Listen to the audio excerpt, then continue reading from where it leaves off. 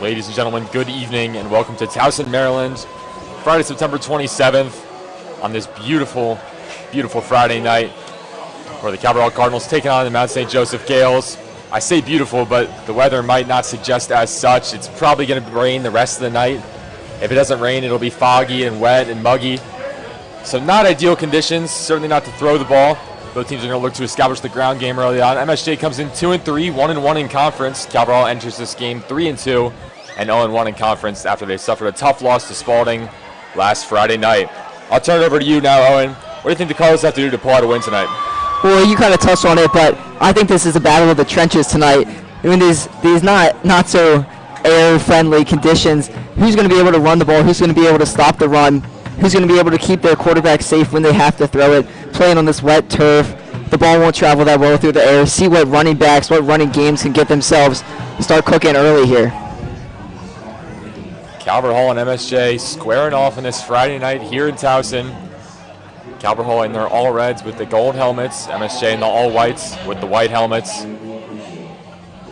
They've brought quite the cheering section, including their own cheerleaders.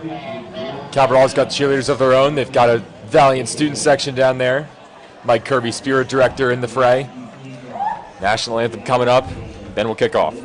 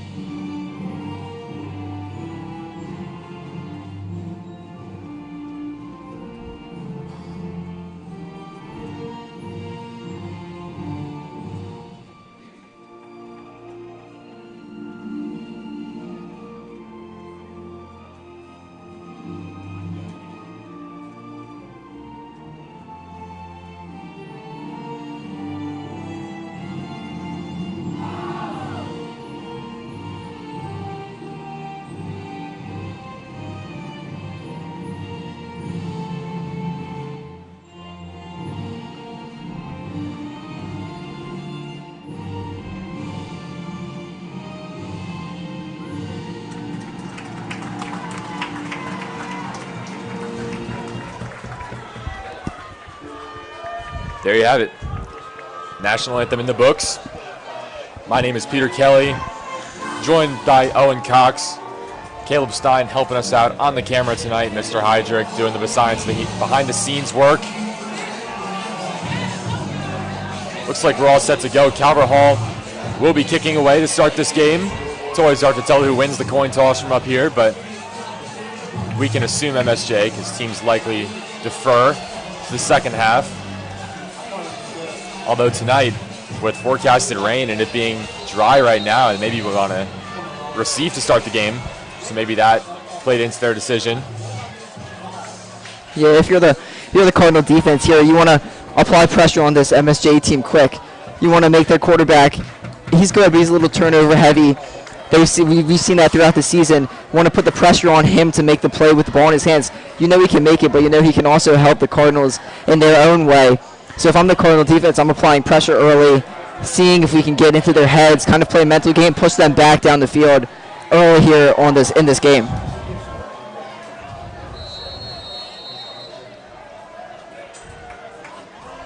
Two men back deep for MSJ.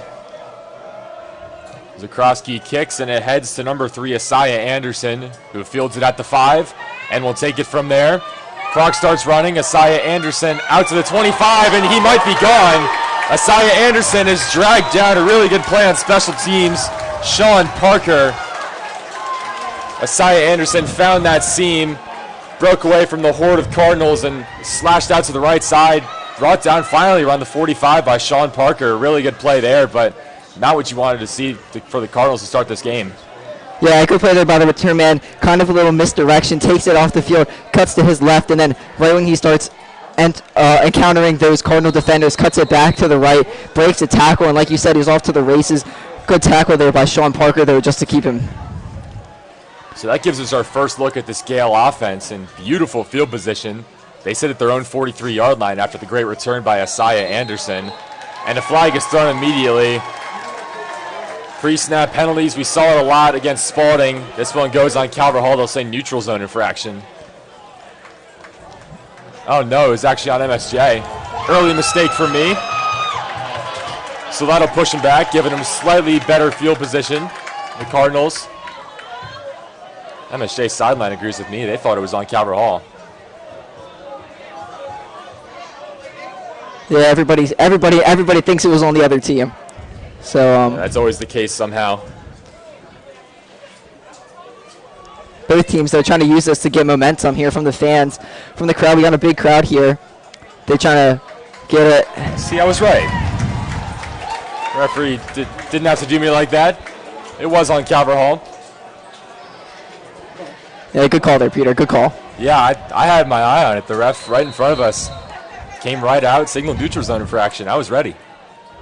8 seconds into this game, we already have a bit of a snafu with the referees, but it's all cleared up. And it's Ben Raines who hands off to the running back, out across the 50, down to the 40 for a first down. It's Omari Wilder, the sophomore running back for the Gales, with a beautiful carry to start off this game.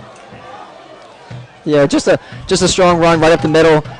Again, like we said, this is not a passer's game, and Gale's already taken advantage of that. Raines in the shotgun. Gives it again to Wilder.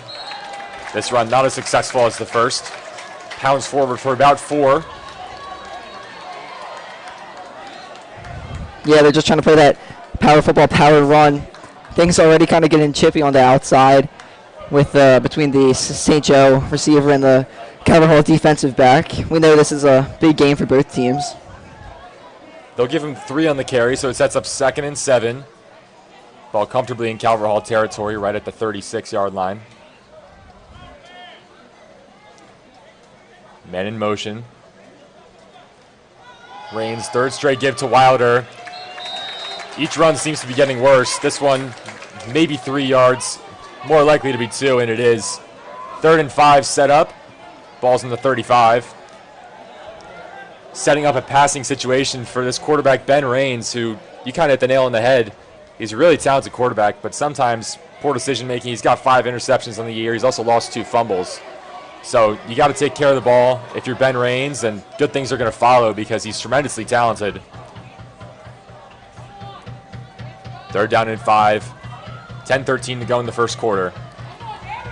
Raines drops back, fires over the middle. It's underthrown, almost reeled in by Luke Pappas. Got his left hand to it, but could not make the catch.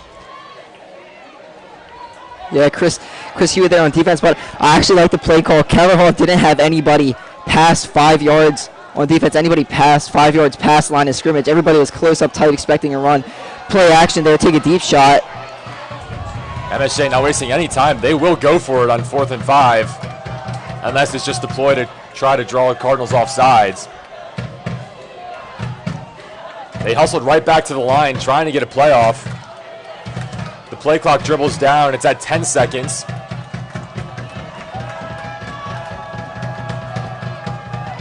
Ben Raines will get the snap. They give it to Wilder up the middle, and he is stuffed.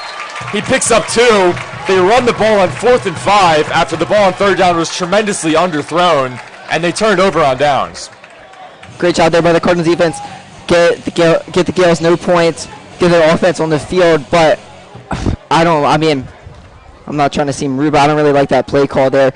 You run it on 4th and 5 after you had a pass that was very completable last drive. I think maybe if you can kick that, but I don't think so.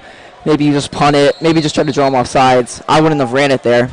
Certainly an interesting call from the second-year head coach, Donald Davis. But now it brings the Cardinal offense onto the field. It's Oliver Knoll who quickly throws low. It seems like it hit the turf before it got to Jaden Davenport. Yeah, and we're going to be saying this all night, but once again, it seemed like the ball kind of just slipped out of his hand. That's the risk in passing it here. I'm not a betting man, but if I were, I would bet a run here. I agree. 2nd and 10. Cardinal offense is going to talk it over. Oliver Knoll, the quarterback, he gets his 2nd start of the year. Got to start versus Curley. probably didn't play as well as he had expected to, so Mekhi Brown came in and closed out that game, leading the Cardinals to a 35-0 victory.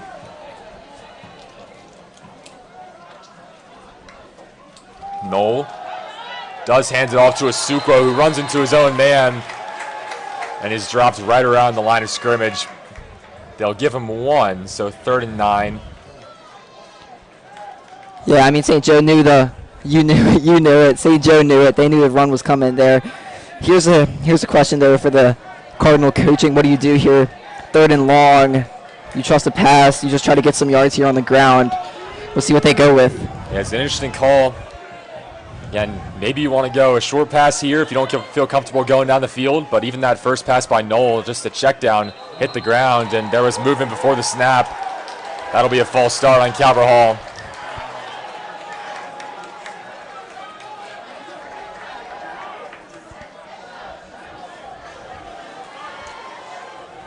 Yeah, those mental mistakes kind of a killer in any sport, really, especially one when you go from 3rd and 9 to 3rd and 14, I believe.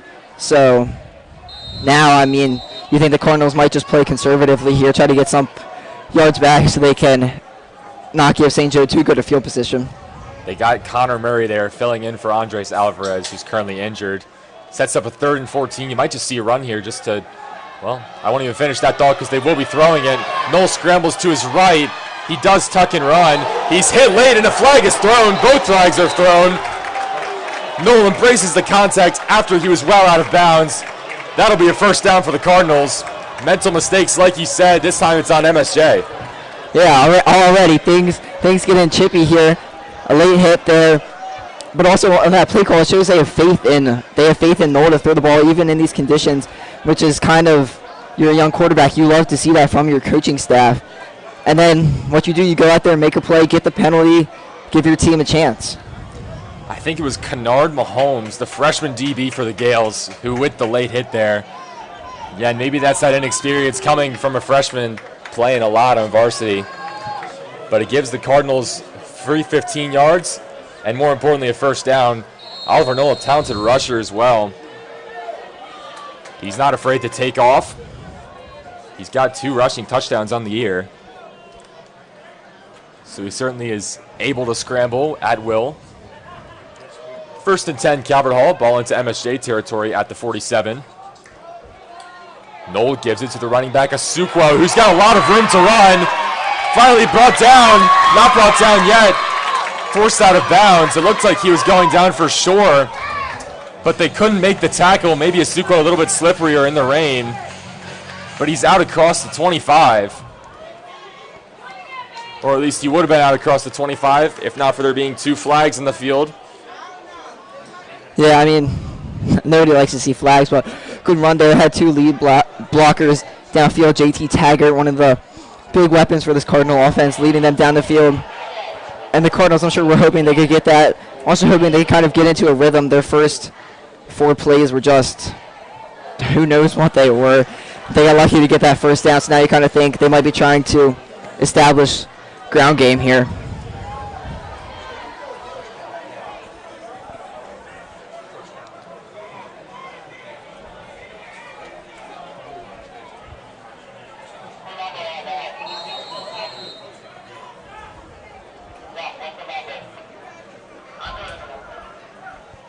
Still trying to figure out where this ball should be. Now it is finally placed back on the Calvert Hall 49. That's a 1st and 14. Not a down and distance you see very often. Handoff to Asukwa, follows the blockers, bounces outside, and he's pushed out of bounds a little bit short of the 40. Brian Stewart applying the pressure there, getting him out of bounds. He picks up about 9 on the play, sets up 2nd and 5, and no flag on this play, more importantly, so we will actually have a play that counts. Yeah, just a good power run there by Asukwa. He kind of reminded me of like a little bit of Isaiah Pacheco on that run, quick but strong, right up the middle, using able to make some moves to make people miss, but also go through some people.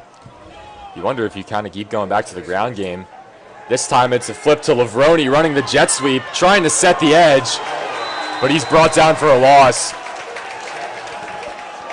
Corday Bethel in on the tackle. Setting up a 3rd and about 7. That's a play that's worked a lot this year, but the Gale defense read it beautifully. Yeah, tried a little quick pass, little like jet sweep type play, but yeah, St. Joe just read it perfectly. And now 3rd and 7 for the Cardinals. Brings up another interesting call here. Knoll, if he does choose to throw, he's got 2 receivers out wide, Taggart and Morozov, but they do give it to Asukwo. Burst through the middle. He'll be short of the line to gain. It's a good run, though. So it does set up a 4th and manageable if they do choose to go for it in a dubious field position. Asukwo comes off the field. Kevon Mitchell comes on. But there's no question for Coach Ward. They're going for it on 4th and 1. Gale's making a late sub. Cabral hurried to the line, much like MSJ did on 4th down. Handoff goes to Mitchell, and he's able to dive forward for the 1st down.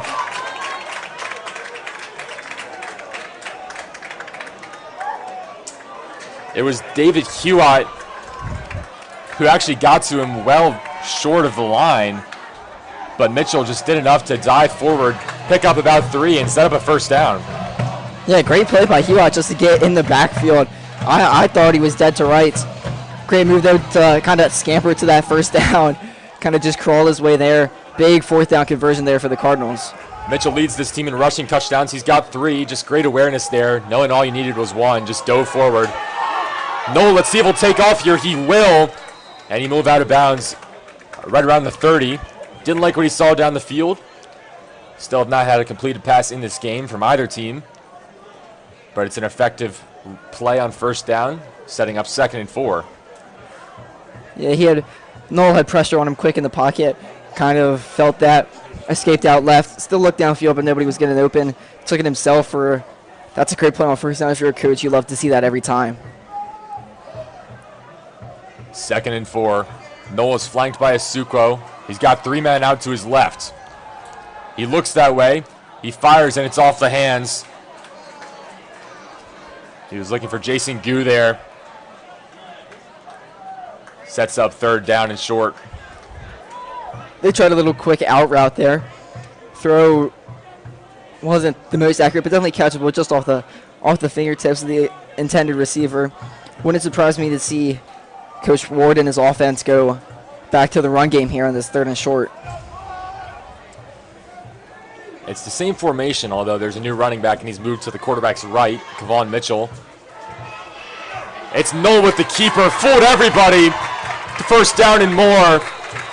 Brought down out across the 20, down to the 16. Similar play last week with Malik Washington and Spalding. Washington faked the handoff and ran it in from about 25 yards out. That completely fooled me. This one not so much, but it did fool the Gale defense. Noel virtually untouched until he was brought down after a gain of 12. Yeah, I mean, fooled me over here, Peter. But yeah, kind of take the handoff, take it himself. Nobody thought it was going to happen, especially with the way they've been running with their backs this game. Good play call. Handoff to Asukwo. Still on his feet, pushing for the end zone. And they'll mark him down at the 1. Asukwo had some contact about 5 yards into the run, but kept pushing through. He had some blockers in front of him. Worked through that contact, picked up about 10 more. Ball's on the 1 yard line. Cabral looking to punch it in for an early 6. I mean, Asukwo playing great right now. I mean, if I had a fantasy team for this game, he's who I'd want on my team. Handoff there to the back. Touchdown, Cardinals. Cabral in for the touchdown. Not much more you can say than that. It's Kevon Mitchell with his 4th rushing score of the year. Cabral takes an early 6-0 lead. Kevon Mitchell gets the touchdown, but it was John Asukwo who set it up. A lot of big runs in that drive. Yeah, they went with the 3 men in the backfield. They just picked one, hit it off too. Cabral with the weird formation here. We actually saw this play against Curley. Last time it was a jump ball thrown to Taggart, but they'll be a little more reasonable. They'll let Zakrowski kick it. Zakrowski's mixed 1 point after on the year. He's 7 for 8. Make it 8 for 9. Cardinals go up 7-0. They were aided by an early penalty. Late hit out of bounds by Kennard Mahomes on what would have been a drive-ending 4th down stop. And then after that, it was business as usual. The Cardinal offense got their mojo, put it in the end zone. Yeah, I mean, they just ran all the way down the field. I mean, that's all you can say about it. They didn't need to throw it too far. They didn't need to do much else besides good, hardcore, hard-nosed football, pound the rock, and it worked. And so now they're up early here, 7-0.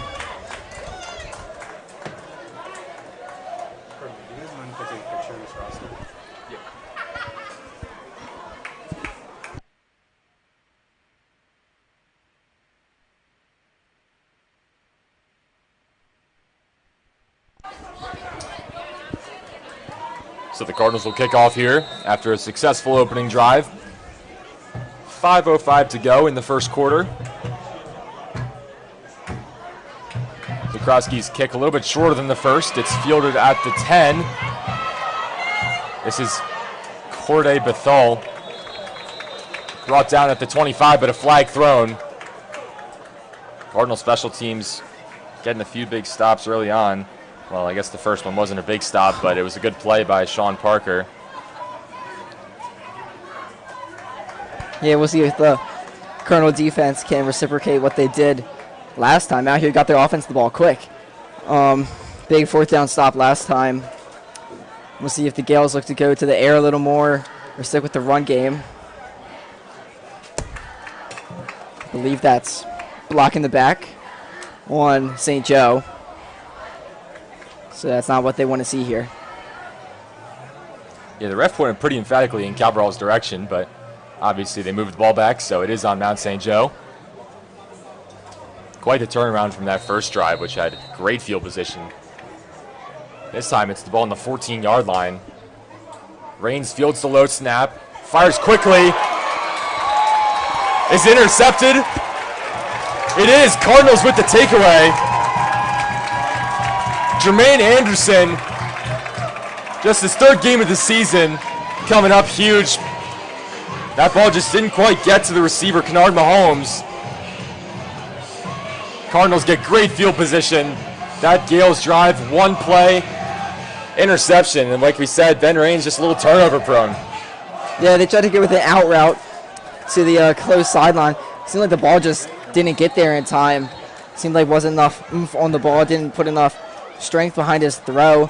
Great pick there though by the Cardinals. Now great field position for them. And also I'm sure the St. Joe defense is not happy to be back out there after they were out there for so long.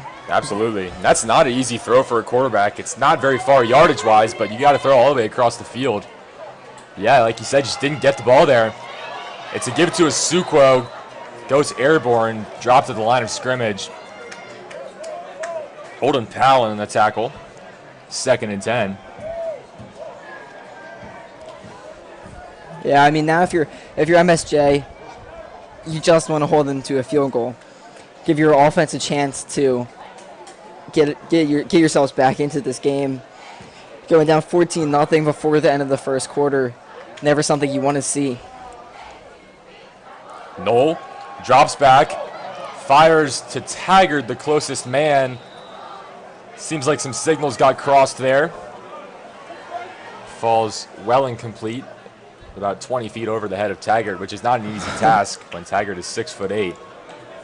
Sets up 3rd down. That was Raines' 6th interception of the year. Not ideal when you have the same amount of touchdowns as you do interceptions. Yeah, definitely not. And on that last play, just some miscommunication between Taggart and Knoll. Taggart did a little hitch route. Knoll thought he was going on a streak route or a fade route. But what you like to see, you see Knoll go up to Taggart, say, you sure they're communicating about what went wrong. That's what you love to see. Handoff to Asukwo on 3rd and 10. And he stood upright. Maybe picked up 4. And it seems like the Gales are going to do what you said, is just hold them to a field goal, unless the Cardinals do decide to go for it on 3rd and 7 or 4th and 7, which is not unheard of, especially for the Cabral team. Offense still on the field for the moment. 4th down and 7. Cardinals Yeah. showing the aggressiveness early on. It would surprise me if they snapped it here. But you never know. So you want to be aggressive, take a lead early. You know Dan Campbell would go for it here. They do snap, but it's Knoll dropping back. He's in some trouble. He's going to try to run for it. And he is brought down. The initial man there, Tyler Holloman. And then it was Sean Curtis coming in to finish the job, the leader of this Gale defense. Cardinals go for it on 4th and 7 when they could have taken the points. And again, kicking tonight probably a little bit more challenging considering the conditions. Rain's starting to fall here. So maybe it was the right call to go for it on 4th and 7, but that was just a broken play from the start. Knoll didn't have anywhere to go, and so they give the Gales the ball back really with better field position than they had with the interception. Yeah, I don't hate the call, but to me it seems like Knoll, he looked at his first read, wasn't there when he tried to take off. That's kind of something you'd see out of Lamar Jackson in his rookie days. I would have liked to see him stay in that pocket for just a little bit longer, see if maybe one of his other reads was open instead of trying to scramble for it, even though we know he definitely can scramble for it. Cabral needed a timeout there. 3:19 to go left in the first quarter. In these teams' last meeting, it was MSJ's homecoming. They won 14-7. And it was Sean Curtis, who we just saw at that big stop. He had the game-winning scoop and score in that game. Returned to Jay Williams' fumble. About 20 yards to the house for the eventual game-winning touchdown. In the all-time series, Cabral's got a sizable lead, 54-41, so we're not in danger of losing that tonight. But Cabral actually hasn't won a game versus the Gales in the regular season since 2017. Now I say regular season because in 2 of the past 3 years, the Cardinals have beaten the Gales in a semifinal matchup. In 2021, when they ended up winning the championship, it was 31-26, excuse me. And then in 2022 semifinal, 21-13, Calvert Hall, where they would eventually lose to Spalding. That run goes absolutely nowhere. Emily Dorr in on the hit, as well as Nolan Stragowski. It's a loss of 3 there. They gave it to Caleb Davis, but just absolutely stuffed. Yeah, I mean, from the beginning, he was just swallowed up in the backfield. Really not much going there. And which is good by the Cardinals. You want to see if you can make Rains kind of throw this ball. See if he can make a mistake like he did last time.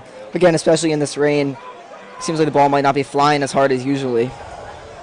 They'll pitch the ball to Bethel. Picks up about 5.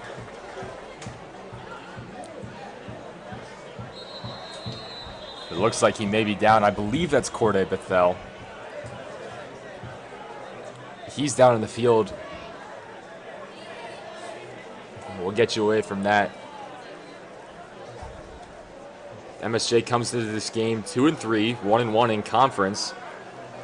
Their last time out, they got their first conference win, 10-6 over Concordia in what's been their only home game this year. Out of 5 games, they've played 1 at home, but they hope to get that home cooking going in October and November for their last 5 games down in Baltimore at MSJ's field. Bethel seems to be okay, which is good. He's a huge playmaker threat for this Gale offense, and so they'll need him for the rest of the game. Gale offense and defense, really. Corday Bethel, he's 5'8", 165, but he is mighty. Don't let the size fool you. He's actually got a touchdown this year off a kick return. He's got an interception, and he's got a receiving touchdown, so he's making an impact on all 3 sides of the ball. Yeah, you hate to see injuries at any level of any sport. Kind of takes away from the fun of the game. Rains drops back. Ball just too far. Tried to lead his receiver, Jaden Gillespie. Another freshman we see making an impact for Coach Davis's team. But that one just too far out in front of him. And on 4th and 6, it looks like the Gales will be forced to punt. Yeah, he had his man kind of overthrew it a little bit right on the tip of his finger. The receiver tried his best, couldn't get to it.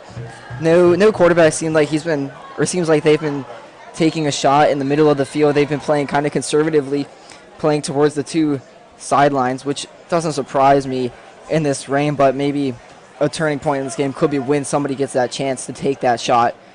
Rains had that one deep pass that was underthrown a little bit earlier. But other than that, really hasn't been many deep passes or anything testing any secondary. This might be the two biggest punter matchup we've seen this year. Obviously, Calverall's punter Taggart, 6'8", and that punt by AJ Korkaj goes nowhere, barely back to the line to gain. It's a not very good punt, to put it very lightly. AJ Korkaj, 6'7", 235.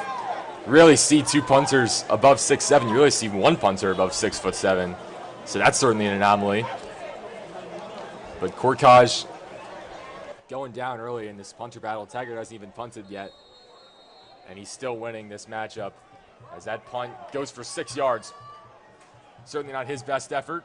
And so the Cardinals take over with great field position about 36 yards away from the goal line. Taggart, the lone man, out right. Davenport and Morozov out to the left. And now Azariah Holmes, they fake the give to him. It's Knoll moving to his left, picks up about 4. They're looking to establish Knoll on the ground early on, but really this whole run game has been firing on all cylinders. Yeah, definitely. They want to be able to get the quarterback involved in the run game, have that dual threat from the running back and the quarterback. You see it on the Ravens with Lamar and Derrick Henry. It's something that makes, if the defense has to worry about run rusher, it's hard. But if they have to worry about a quarterback and a rusher both being able to run, that's really hard. And that's what Calverall is trying to do here in this game. The rain coming down in sheets now. They give it to Ace Holmes. It's a solid run. He's got a first down out across the 20. He picks up about 17 on the carry. The Cardinals move the chains yet again, and it's the third different back they've done it with. This time it's Ace Holmes. I mean, just a great run. Nice little juke, tight juke move to the right, make a man miss. Good gain there by the Cardinal rusher. Ace Holmes really shifty. He'll look to play lacrosse this year as well. They give to him again, bounces out right. Brought down. Short stick defensive midfielder is Ace Holmes, just transferred in. This is his first year at the Hall. They'll give him 5. So the ball now inside the 15-yard line. Calverall looking for their second touchdown in 3 drives. And MSJ, you said it earlier, just trying to hold them to a field goal at this point. At this point, I feel like the Cardinals would try a field goal. I feel like it's close enough, but in this rain, you never know what the decision might be. It's Knoll with the keeper again. He's got blockers out in front, but he is hit hard on that far side. It's Angelo Ross, probably the best player on this Gale team. He'll play both sides of the ball, committed to East Carolina, ranked as a 3-star recruit. He was able to stop Knoll short of the line to gain, burned past his blocker. It'll set up 3rd and 1. Now at 3rd and short, almost certainly 4-down territory. Yeah, and the Gales, I'm sure, hoping to kind of use that last play as motivation. They've been out on the field for a long time in this first quarter. Get them some energy, maybe from their fans. Big 3rd down here, see if they can energize themselves to make a stop. 3rd and 1, first quarter winding down. They hand off to Asukwo.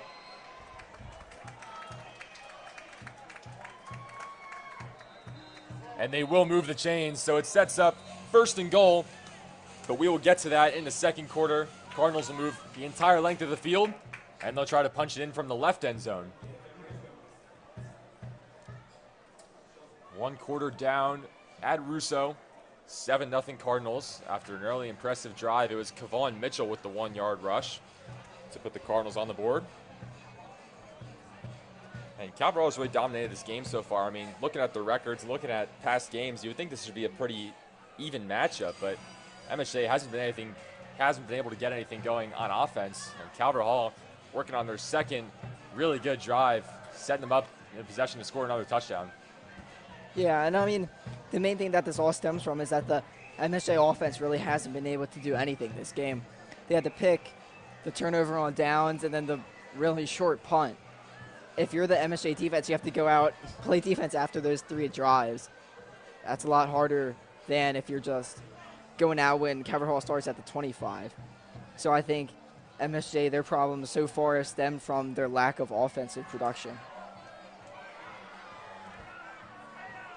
MSJ has a combined 13 points I believe in Hot their last Dog. 2 games. I believe Hot Dog won the snack race. Did Hot Dog win the Yeah, snack they race? did. I wasn't watching. Shout out Hot Dog. Taking the victory on our big scoreboard. First and goal for the Cardinals. Morozov goes in motion. The give is to Asukwo. If he sets the edge, he's in the end zone, and he is.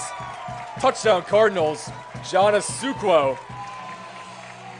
That's his first rushing touchdown of the season. Good to see him get in the end zone. Yeah, Suko just took that run, took it to the outside of his O-line, and with his speed, it was just easy to get into the end zone there. Cardinals presumably will be taking a 14-0 lead here. Offense has been looked good. Their defense has looked good so far. Zakroski on the try to make it 14. Flag thrown. It would have been good, but we've got a pre-snap penalty. We can kind of feel the wind from up here. There's some rain kind of spraying into the press box. I believe it was neutral zone infraction on St. Joe. Don't hold me to that, though. I guess we'll enforce it on the kickoff because the ball is not moving. I feel like I always speak too soon on these kinds of things. You can really see the wind. I mean, with the lights and the rain, I changed topics abruptly there, but this rain really moving more horizontally than it is vertically. So it's certainly not an easy kick. The wind blows left to right.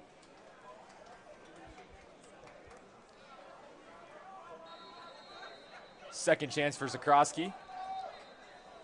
And now we have another whistle. Not the cleanest extra point attempt of all time. A lot of St. Joe's players pointing at the Calvert Hall players. I have no idea what's going on. We get set for a third time. Hawks, the long snapper, turns his head. And he now fires. Good with the hold. Zakroski's kick is up and splits the uprights. Ryan Zakroski makes it 14-0. Cardinals all over the Gales early in the second quarter. MSJ on the year, I mentioned they just have 13 combined points in their last 2 games. On the season, they're only averaging a hair under 17 a game. Meanwhile, they're allowing 27 a game. So if the Cardinals, they're already up 2 scores in this one. And with how little this MSJ team has scored, especially in the past few weeks, they could be in trouble for the rest of this game. I agree. And I think St. Joe here has to slow the game down, has to try and get into a rhythm, establish the run game, maybe get some quick passes, maybe try some screen passes, quick out routes, quick hitches, get Reigns, their quarterback, get him in a rhythm, get their running back, get their O-line in a rhythm, see if they can get this Cardinal team out of this good rhythm that they've been in. Angelo Ross bursts across the 20. Solid return there for a kick that was fielded at about the 2-yard line. Solid kick by Zakroski. So we're just 9 seconds into the second quarter. First play of the quarter, Cabral punched it in with John Asukwo for their second rushing touchdown of the day. The first came via Kevon Mitchell. And so it'll give us our 4th look at this Gale offense, which may be surprising because they haven't been on the field for that long, which is true. It's their 4th possession, but turnover on downs, interception on the first play, and then that very short punt. They haven't had the ball for a while. 1st and 10. We'll see if they go to the run here just to kind of set up this drive, and they do. The back is Omari Wilder, the back we saw in the first drive. He picks up 3. And all you really want here, if you're Coach Davis and the Gales, you just want a good, solid drive. You want to give your defense a breather. It doesn't have to end in points. You would like it to, of course, but there's still a lot of football left to play. So if you can really just get this ball across midfield, pick up a couple first downs. If you have to punt, you have to punt. But you really just want to see your team get this ball moving, inspire some confidence for the rest of this game because they're in a pretty deep hole right now. 2nd and 7. This time Reigns drops back, fires over the middle. It's high, but it's complete to the receiver, Pappas. Out across the 40. It's a first down for MSJ, but we've got yellow on the field. And Pappas seems annoyed. He knows that his first down completion is going to get pushed back. It's another penalty.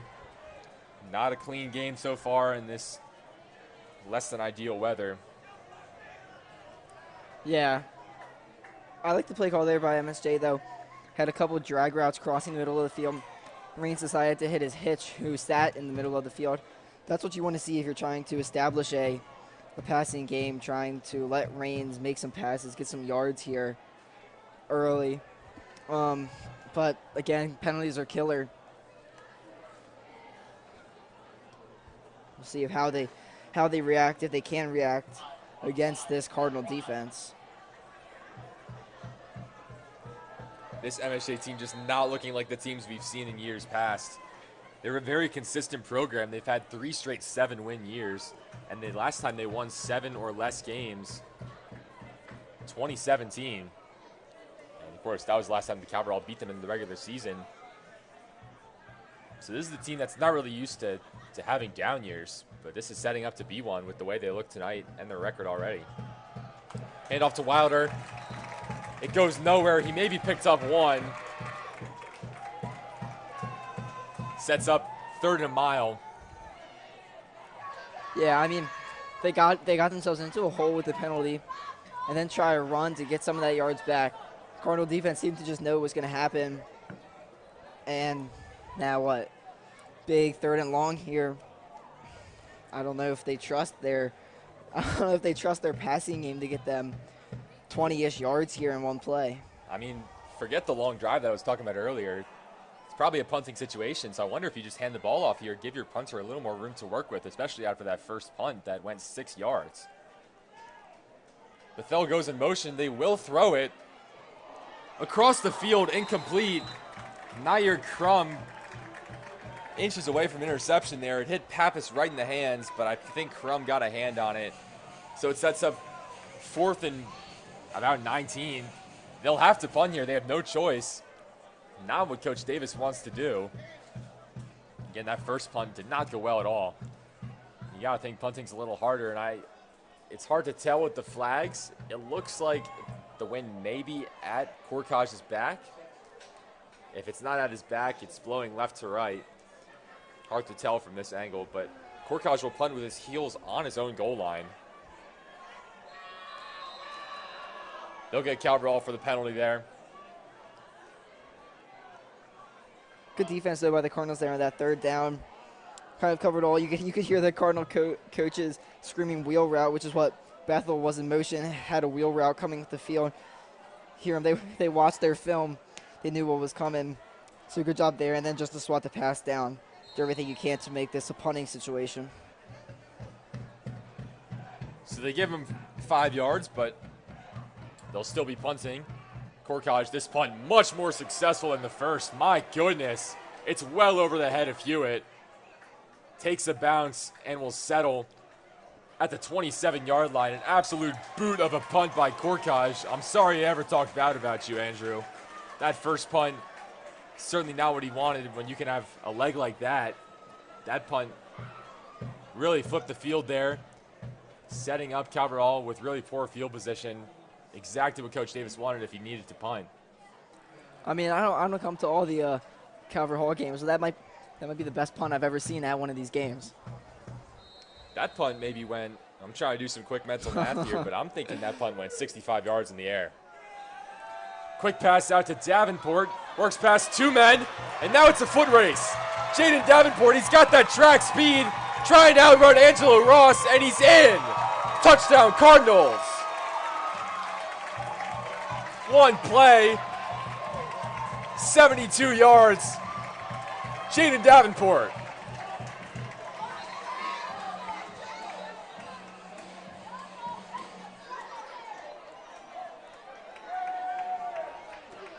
Davenport absolutely turned on the Jets there. Just a quick pass in the flat. Davenport beat the tackler right in front of him And from there, he just had to go. I mean, Davenport runs track. He's run track all 4 years at Calvert Hall. He'll continue it this year. A lot of speed threats on this Calvert Hall team, but Davenport stacks up among the top of the list. Yeah, this is like that first pass we saw Noel try to complete earlier, right there to the ground. Quick pass out to basically a screen pass. 2 blockers in front. All he had to do was just get behind those 2 MSJ men, and he was just off to the races. Great play call there. Great execution. Great run there by Davenport just to get into the end zone. Now the Cardinals, big lead here on MSJ. This is just a different team than the team we saw versus Spalding. And I know Spalding's a good team, and they do what they did to us to a lot of teams, but Zakrowski's extra point makes it 21-0. This Calvert Hall team just playing with so much more fire. Maybe a little too much fire, to be honest, because after that long touchdown, there was an unsportsmanlike conduct penalty assessed. It'll be enforced on the kickoff. And so the Cardinals, again, you never like to see unsportsmanlike conduct, but you can afford to kick from a little bit farther when you've got a 3-touchdown lead just 3 minutes into the second quarter. Yeah, this Cardinal offense looks electric. It looks like they have playmakers all around the field.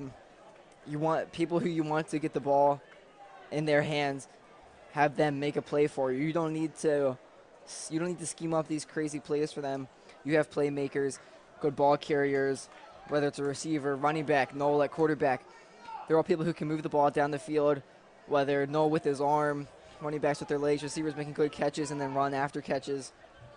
So that's how their offense has been able to do so good. And MSJ's offense, I'm sure, is on the sideline maybe taking notes, trying to see what they can do to improve their offense for this drive here. Calvert Hall has come out. They scored on their first drive, and they have not looked back. That kick from Zakrowski trickles out of bounds. I mean, always harder when you get pushed back 15 yards. So it'll set up the Gales with solid field position, but it seems like it doesn't really matter. They just haven't moved the ball. That's it, plain and simple. And this is the team that's used to moving the ball. I mean, Ben Raines, over 1,000 yards passing on the year. They've got 3 guys over 100 yards rushing on the year. I mean, they've got so many playmakers on this team. But another thing you have to wonder about is this is a team that, you know, has those playmakers like I mentioned, but 2 of their top playmakers, Angelo Ross and Corday Bethel, both playing offense and defense in this game.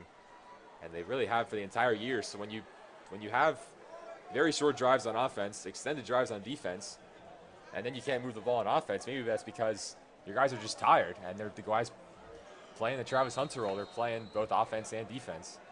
I mean, yeah, this defense just seems like they've been on the field for so long. So if you can't have them on offense, that's a killer. Hand off to Caleb Davis, maybe picks up 1. After the kick out of bounds, the ball's in the 50. Almost fumbled there. He kind of like kinda mishandled it and then caught it on his back. Yeah. Would have been absolutely disastrous for the Gales if he had lost the ball there. He didn't lose the ball, but he also didn't gain a yard. So it's 2nd and 10, ball still at midfield.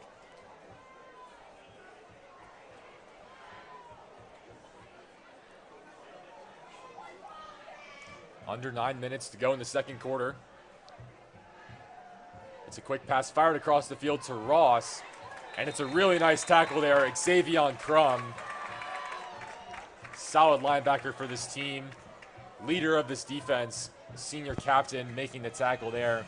Ross picks up 6, and it brings up 3rd and short. Angelo Ross just did what he had to there. Just a chunk play, setting up a 3rd and manageable. Again, that pass kind of seemed like it was in the air for a while. For just a short screen pass to a receiver. So that kind of gave the Cardinal defender some time to get over to that side of the field and make a good tackle. 3rd and short, a huge play for Coach Donald Davis's team. And they find their man, but he slips on the wet turf. Nick Barnaby had all kinds of room in front of him. He was virtually uncovered. Would have had the first down easily, but he just lost his footing trying to cut it upfield. And it brings up 3rd and short, and to be honest, it seems like a no-brainer here. You go for it, Yeah, right? you go for it. You go for it. Cardinals brought the blitz on that last play, left him open. Too bad he slipped. 4th and 1, trying to capitalize on this opportunity. They're finally in Calverall territory. Hasn't happened since their first drive. Calverall defense looking to make a stop.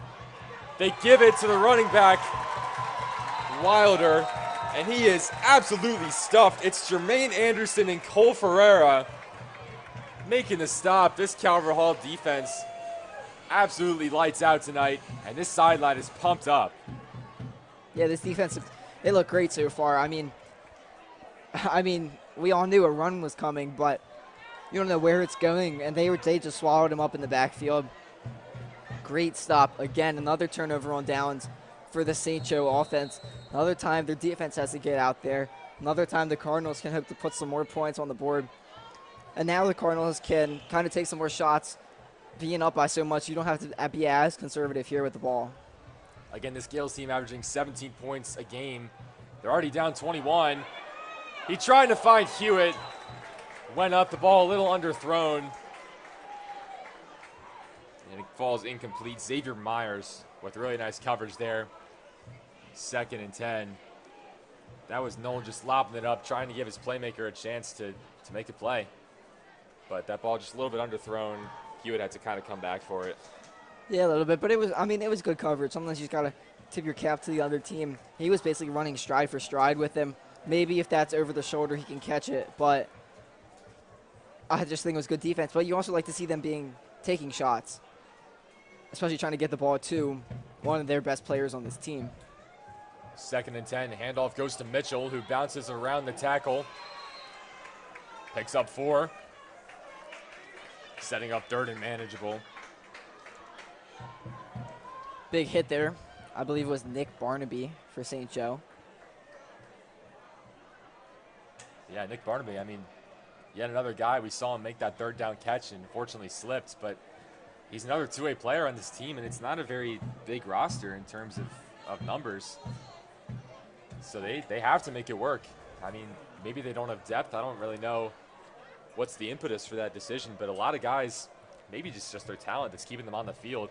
Quick pass goes to Hewitt, works past one man. He'll try to flip the field, works up the middle, out to the races. Chris Hewitt breaks a tackle, down inside the 15. Chris Hewitt, that is what he does. We saw it on a punt return early this year. When he gets the ball, he can make magic from anywhere in any situation. It looks like he was done after a gain of 2. About 5 white jerseys all around him. Somehow had the guts to just flip the entire field, try to run back to the side where nobody was, and it worked out to perfection. Yeah, I mean, I'm not going to lie, I did not think that was going to go well. This time a handoff is to Mitchell. Might have lost the yard there. Might have lost the ball there. And he's hurt. Devon Mitchell down in the field. He's clutching his left knee. Really unfortunate there for Calverall. Yeah, you hate to see that.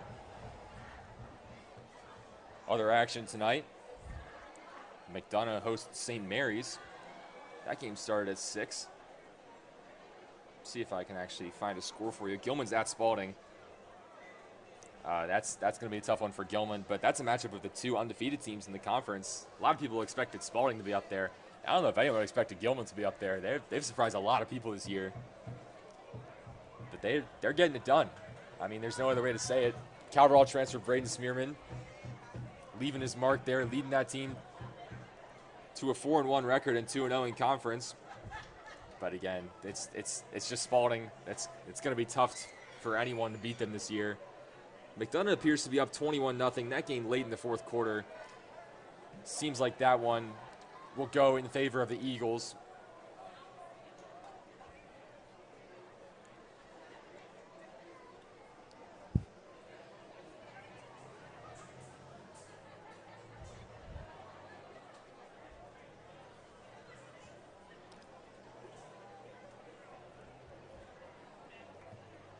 The head coach for the Gales, Donald Davis, it's in his 2nd season.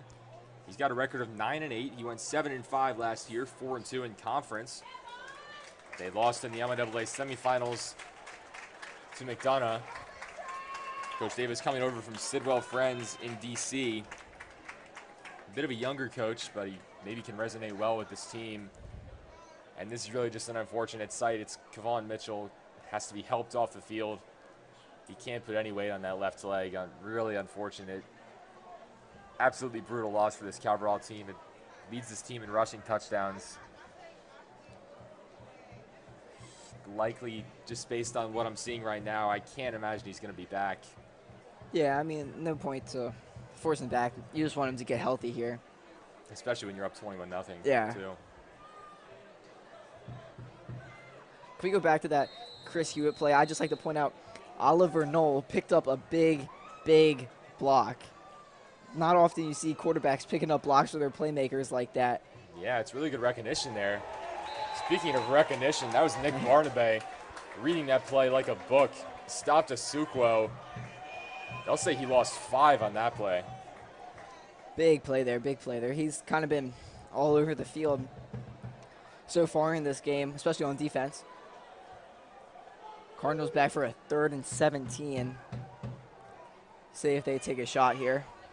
Yeah, I'm seeing the Spalding score. They're up 31-0. It's still the first half. I mean, it's going to be tough for any team to beat them, if I'm being honest. And I've seen a limited amount of teams. I don't know how good Concordia is this year. Haven't seen McDonough play yet. Not sure about Loyola, but this Spalding team is just on another level. 3rd and 15. Knoll fires. Deflected. And that was Nick Barnaby again, certainly making up for his slip on 3rd down. Back-to-back huge defensive plays. And the Cardinals will have to try a field goal here. Yeah, like we said, he's everywhere on defense. Got a hand there, swat it down. Knowles passing maybe a little behind Taggart there, but just again, good coverage. See if Zakrowski can make this kick here. So after that huge play by Chris Hewitt, the Cardinals stall their drive. Zakrowski from 37, right down the middle. Ryan Zakrowski makes it 24. And they do play his graphic on the board. Timmy Youngbar stopped that right away. Zakrowski reportedly not a fan of his graphic. I wouldn't know why. Ryan Zakrowski looks very handsome in his graphic. He looks very tough. But they cut that graphic short. So Zakrowski's back to kickoff. 24-0. They actually had some content put out today. Zakrowski interviewed his teammates, asking them what the pregame meal would be. A lot of good answers there. We had a lot of steak. That's a pretty unorthodox pregame meal. If you had a pregame meal, what would it be? That's a good question. I liked what I think it was Cole Ferraro who said it. He said he likes the meals that Cabral gives them, some pasta with some chicken, some salad. I feel like that would be good for me. I mean, I don't know what I would play, to be honest, but I like the food. Zakrowski booms this one 5 yards deep in the end zone. Ross just has to catch it and halt. They'll put the ball in the 20.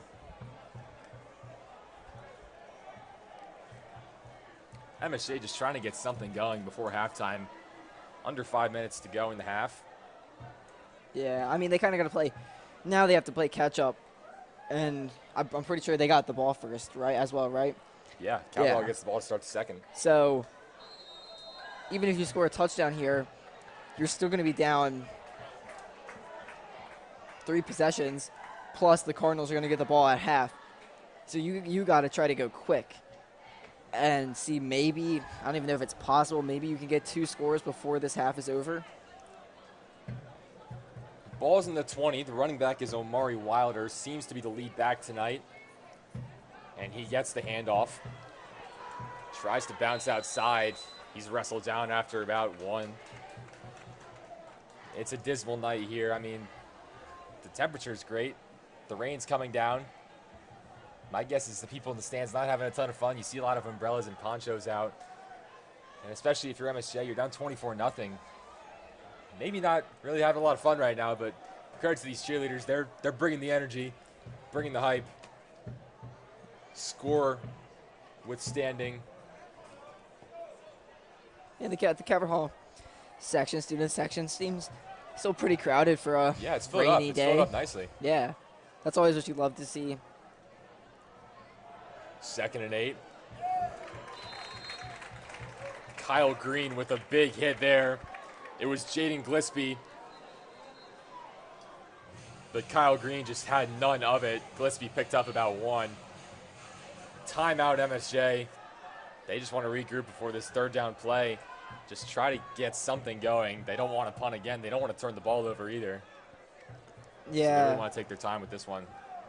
I mean, I don't know at what point it becomes guaranteed 4-down territory. I don't think yet, and I don't think this far back in their own territory.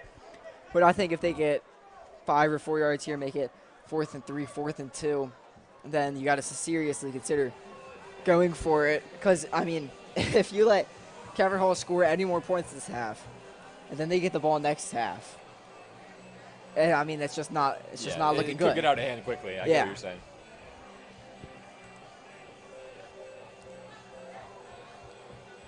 I'd like to see MSJ play a little more aggressively. I know passing game really hasn't done much at all today, but yeah, they've just been stagnant, really. I mean, this offense hasn't gone anywhere. They look kind of dead. I mean, the weather will do that to you. Credit to Calvert Hall for sticking through it, but this MSJ team just complete opposite on the sideline, just kind of stagnant, standing around. And I know it's tough to get pumped up to play in a road game Friday night in this weather, but Calvert Hall certainly having the advantage in energy. Yeah, and I'm sure the student section, the fans are playing a big part in that. Not saying MSG doesn't have that big of a one, but Calvert Hall is just a bigger section, more fans.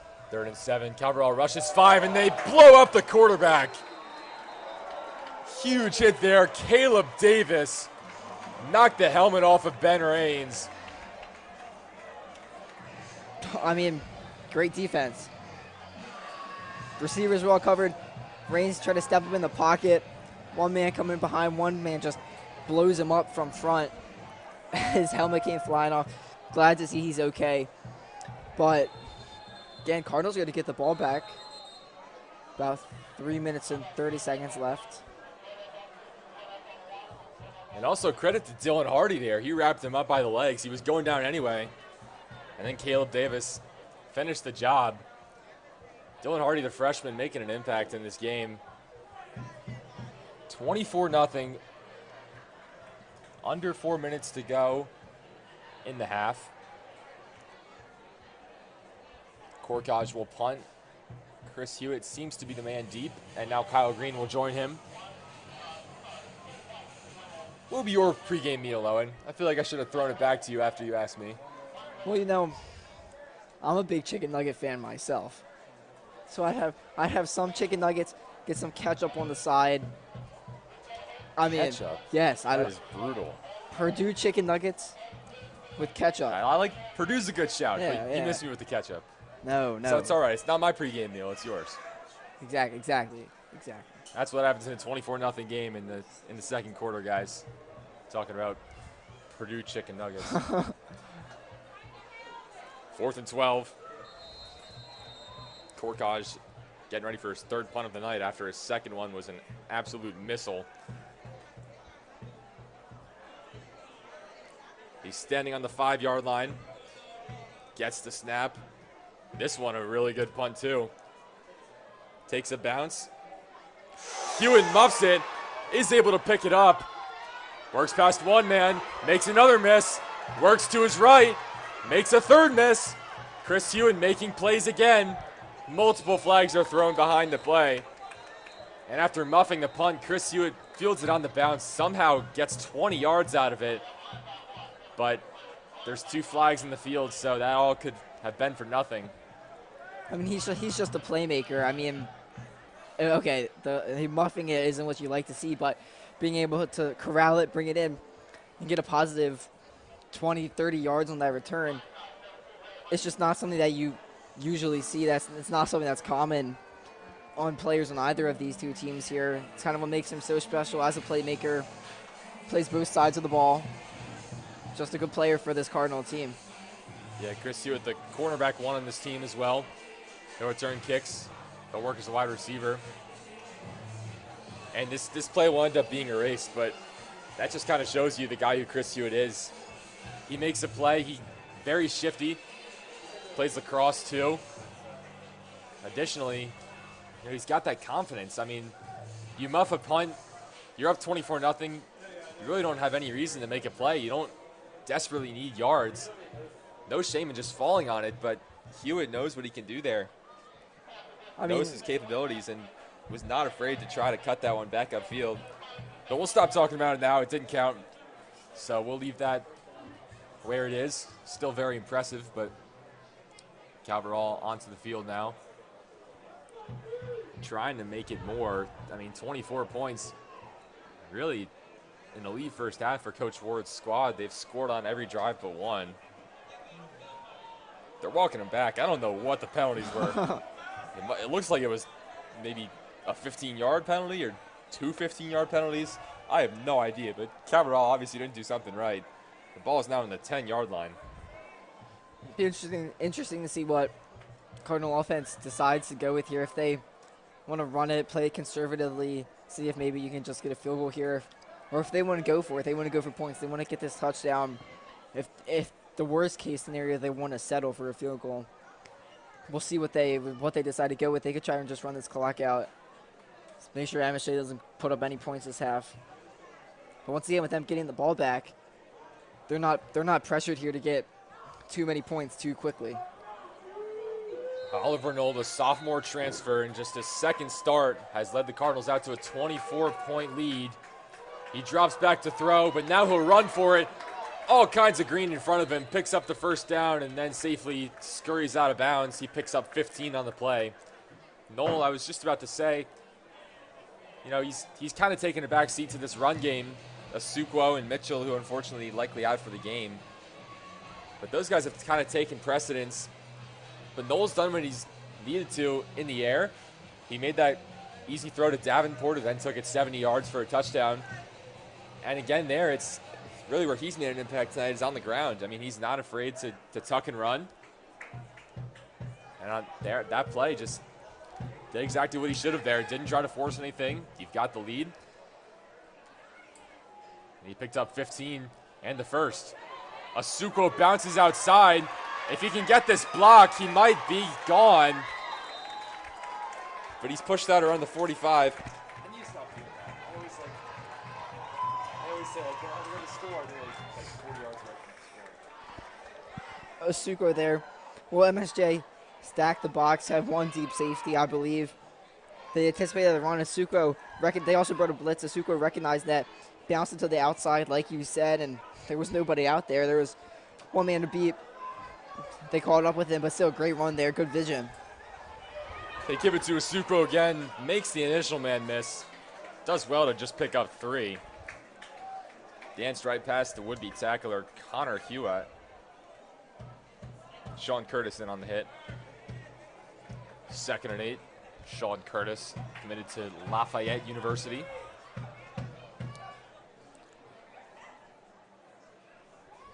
Up in Pennsylvania, I believe. Couldn't tell you where.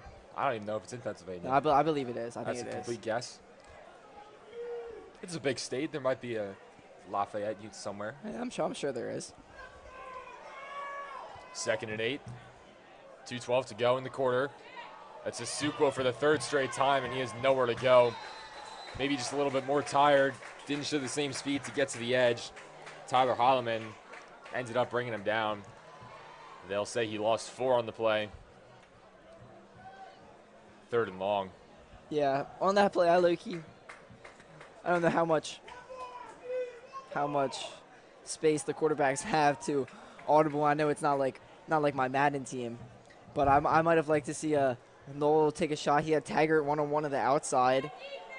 I might have liked to see him kind of just throw up a jump ball there, see if he can bring it in with that 6'8" frame. Well, that could be the play call here. I mean, 3rd and long. Really probably have to throw it. They fake the handoff. It's a jump ball to Taggart. Like you said, reels it in. Maybe it is like my Madden team. Yeah. You have a controller? Looking for the controller.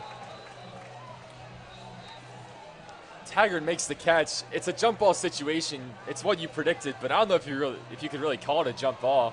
He didn't have to jump at all. The DB just kind of fell down.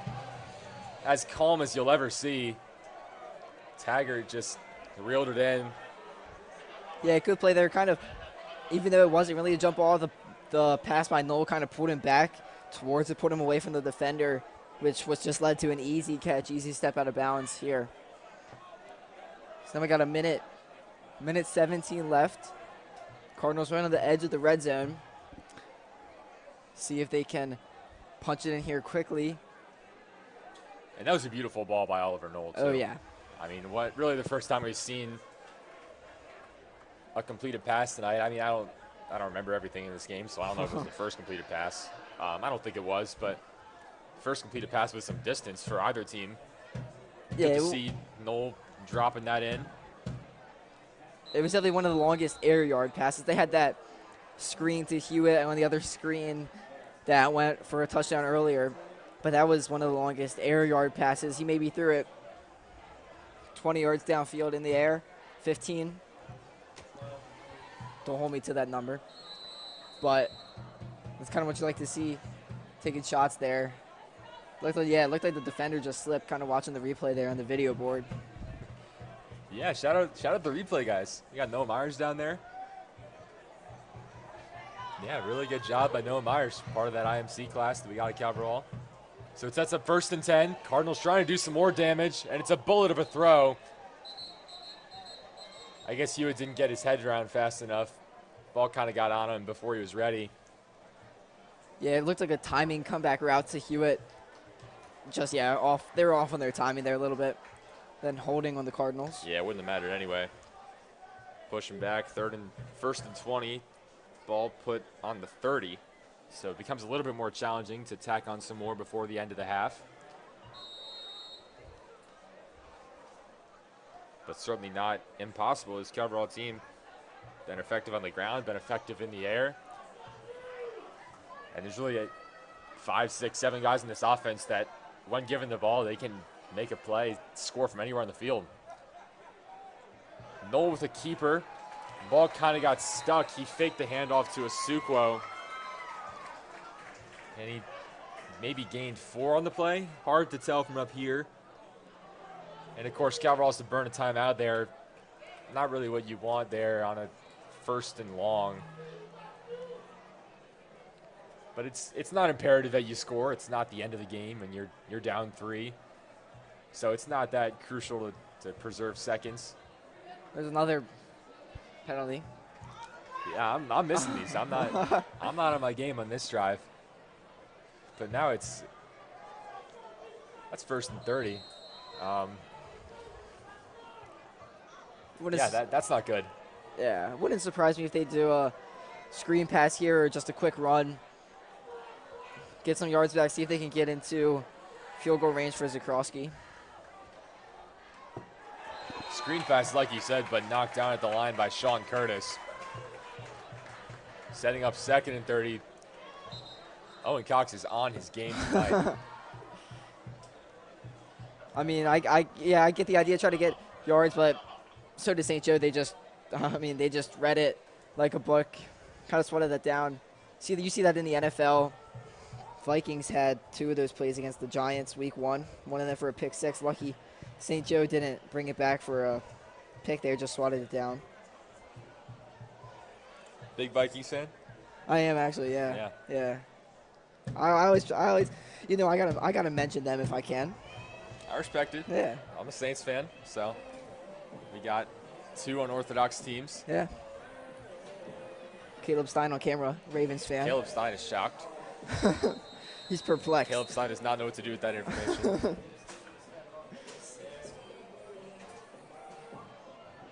He seems in awe of the Saints fan.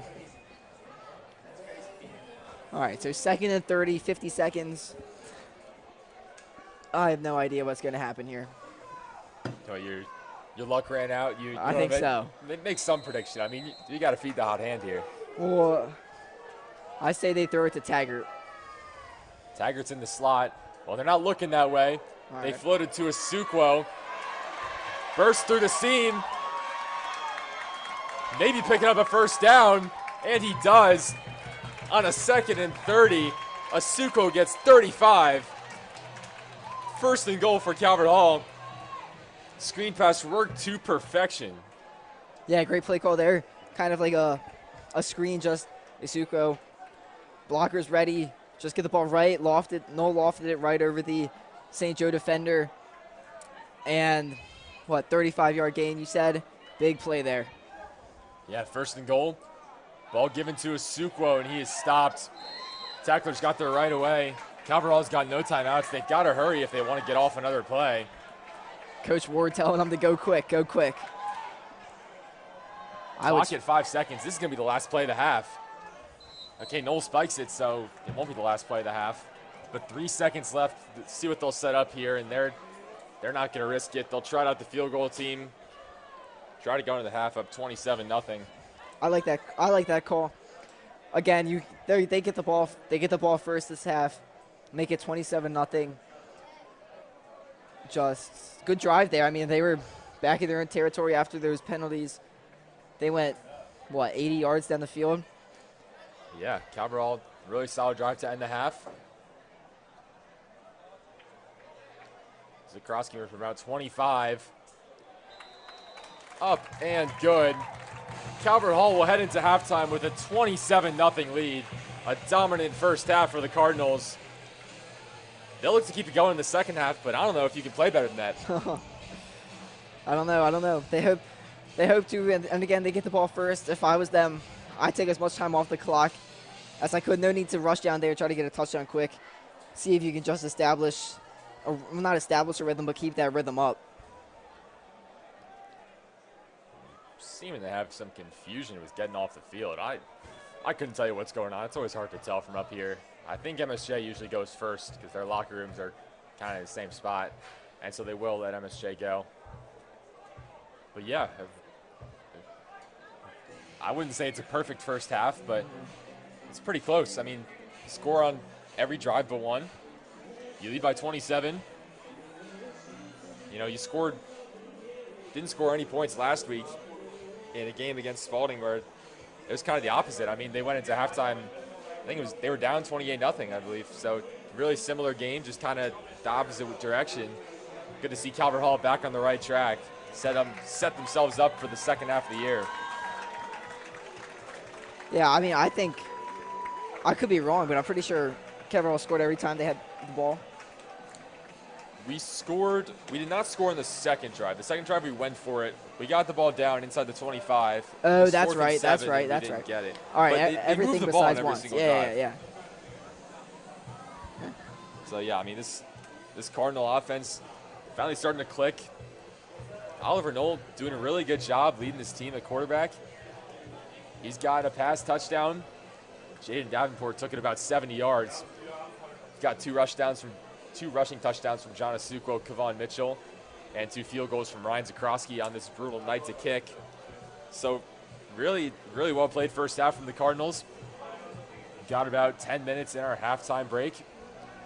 We'll get you back on the other side. Peter Kelly, Owen Cox, Caleb Stein sending you to halftime.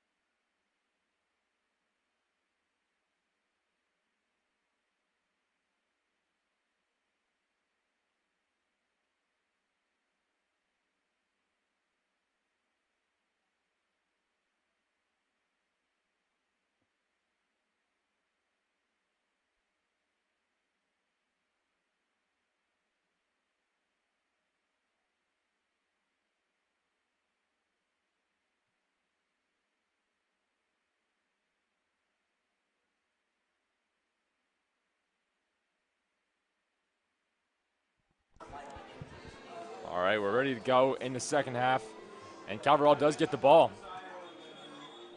Again, it's hard to tell from up here who wins the coin toss, especially because we're talking and doing our intro stuff. But it doesn't matter. MSJ got the ball to start the first. They turn it over on downs. Cabral on their first drive scored a touchdown. That's kind of how this game has gone.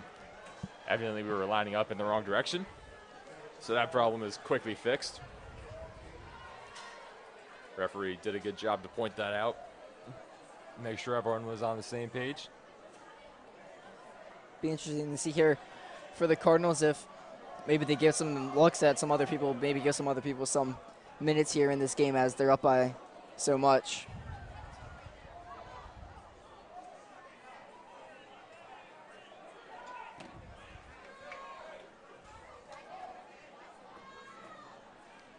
About to kick off here in the second half.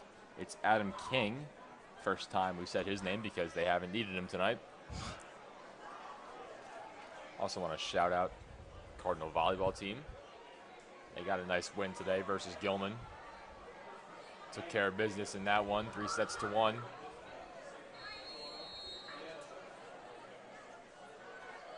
Also give a shout out CHC water polo. I do want to shout out CHC water polo. I was waiting a little bit later in the game to get to him, but obviously want to shout out CHC water polo. Kick is fielded by Holmes after a few bounces, and he'll go nowhere with it. And so the Cardinals will be set up at about the 27-yard line. Cabral water polo, man. Who would have thought? Did you go? Did you go to Thursday game? I did not, but I believe Caleb Stein was there. You there, Caleb Stein? Heard it was electric, yeah. He said it was the best atmosphere. We got Spalding at home on Monday, I believe. That's a big matchup. Of course, we just beat Gilman, who I guess is the best team. I'm not a water polo scholar by any means. Okay, Caleb says Gilman was the last undefeated team in the conference, and now we're the last undefeated team in the conference. So funny how that works out. Yeah, the water polo cards. Michael Kale, James Fairbank, John Zingo. Studs. They give to Holmes. Picks up 4. Ace Holmes will take on a bigger role in the second. That was a direct snap to Sukwo, who handed it off. It was pretty funky. I didn't know if I was just seeing it wrong. I know, yeah. I had to I kind of double took. Yeah, I know. Me too. I had to sit up in my chair, make sure I was seeing things right. Make sure you're awake for the second. Yeah, I know. Second down and 6. Same thing? I think so. Yeah. This time it's Sukwo again. They'll run the Wildcat a second time. He'll lose a yard. I was watching a video earlier today, and I didn't know this obviously because I wasn't I was alive, but I wasn't aware of it. But in 2008, it was pretty cool that Dolphins beat the Patriots, who had they hadn't lost to the Dolphins in so long, and the Dolphins won because they just ran the Wildcat the whole game. The running back Ronnie Brown, I believe, had 5 touchdowns in that game. So don't know if we're going to go full Ronnie Brown in 2008 Dolphins here, but interesting look. Just get it on the film for other teams. Knoll ranging left. Tipped and incomplete. Angelo Ross did a good job just getting a hand on it. If it had gotten past him, it would have gotten right to Jameer Wallace. But unfortunately, it did not. So 4th and 7. Cardinals will punt this one away. Yeah, Knoll tried to make some magic happen there. He had his man, just needed a little more height on that ball, a little more arc, and definitely could have got it to him. That's a hard throw there, running to his left, throwing it with his right arm. Hard throw, and looks like the rain's coming down pretty hard here for the beginning of this second half. See if that affects the punt here. Yeah, it's JT Taggart on the punt. Looks like it's Angelo Ross deep to receive. Taggart's going to run for it. All kinds of room. And he'll pick up the first. Just showing off at this point. Up 27. Why not? They'll actually call him short. Ooh, wow. And it's so hard to tell from up here. I know. I thought he had it. I thought he had it. I thought he had it. As you could certainly tell by my call there. Yeah, I guess he didn't extend the ball far enough. So he took a risk. I guess it didn't pay off. Yeah, very, very risky call there. I mean, I know you're up. You can afford to do things like that. But they didn't get it. MSJ makes their best defensive stop of this game so far. Now they're in great field position. They can make this a 3-possession game pretty quickly here. Again, it's hard to tell from up here, but to be honest, it didn't look like there was anyone forcing him out of bounds. It looked like he just ducked out of bounds too early or didn't reach far enough. In any case, MSJ's got the football, and which they would have gotten with a punt anyway, but much closer to their end zone than Calverall would like. The handoff went to Wilder, picked up 0, 2nd and 10. Yeah, I think a big thing on this part of the ball where Calverall's on defense, MSJ's on offense, has been that MSJ has not been able to really run the ball this game. The Cardinal interior line, even their linebackers, have been able to shut them down so far, leading to them really not being able to get much momentum on the offensive side of the ball. 2nd and 10, Reigns alone in the backfield. Now he'll scramble for it. Just has to run out of bounds after about 2. CJ Jones applying some pressure there. Kind of playing at the spiral. Didn't let him get any further. I could be wrong, but it looked like he was trying to step up in the pocket, keep his eyes downfield, but then he accidentally went past the line of like scrimmage. He wanted to throw it when he ran past the line of scrimmage. I agree with you. So that's why he kind of just had to keep it himself. 3rd and long here. That would have been something if he just fired a pass 2 yards past the line of scrimmage. 3rd and 9. Ben Reigns alone in the backfield for the 2nd straight play. He's got 2 wide left, 3 to his right. Ben Reigns drops back, looking to throw, and he will be brought down. Emily Dorr, Cole Ferrara, 4th and 12. Calverall defense playing as well, if not better, than their offense tonight. Yeah, great job there. Get some pressure. I'm pretty sure Barnaby was open in the middle of the field. Pretty sure he threw a hand up there to try and call for the ball, but the pressure got to him in the pocket. Didn't have time really to set his eyes downfield, make a good throw, or make any throw. 4th and 13, and I mean, MSJ has to go for it. I mean, if you really want to get back into this game at all, they sub a running back in late. It's Wilder. Reigns drops back. Fakes the throw, and he is brought down again. This O-line just providing no resistance. Ben Reigns is sacked for the 3rd time tonight. A host of Cardinals in on the play. It looks like James Trainum was there. Cole Ferrara again. Yeah, I mean, great pressure by the D-line, but I don't know if it's the St. Joe receivers aren't running the best routes, or if this Calverall secondary is playing great, but I don't really know how many passes we've seen Reigns throw in this game that are catchable to a receiver. And part of it, I feel like, is because he's holding on to that ball. Maybe he could have released a little earlier there. He kind of hit a pump fake. He was about to throw it and decided to try and tuck it and run. Yeah, I mean, 4th and 13, you just have to get a pass off. Noel in trouble, and he just throws it away. Maybe what Reigns should have done on that 3rd down play, or in any of the plays where he's been brought down. Flushed out of the pocket. Knew he had nothing, so he just chucked it into the ground. 2nd and 10, no harm, no foul. Yeah, I mean, Noel there, at least he's trying to get the ball to his receiver, even though it was a little low. There's a chance the receiver comes back and makes that catch for him.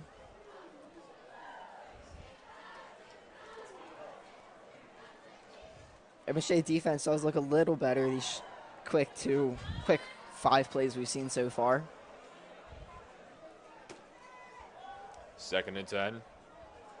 Taggart alone to the quarterback's right. The handoff goes to Asukwo, bursts up the seam, picks up 7. 3rd and 3.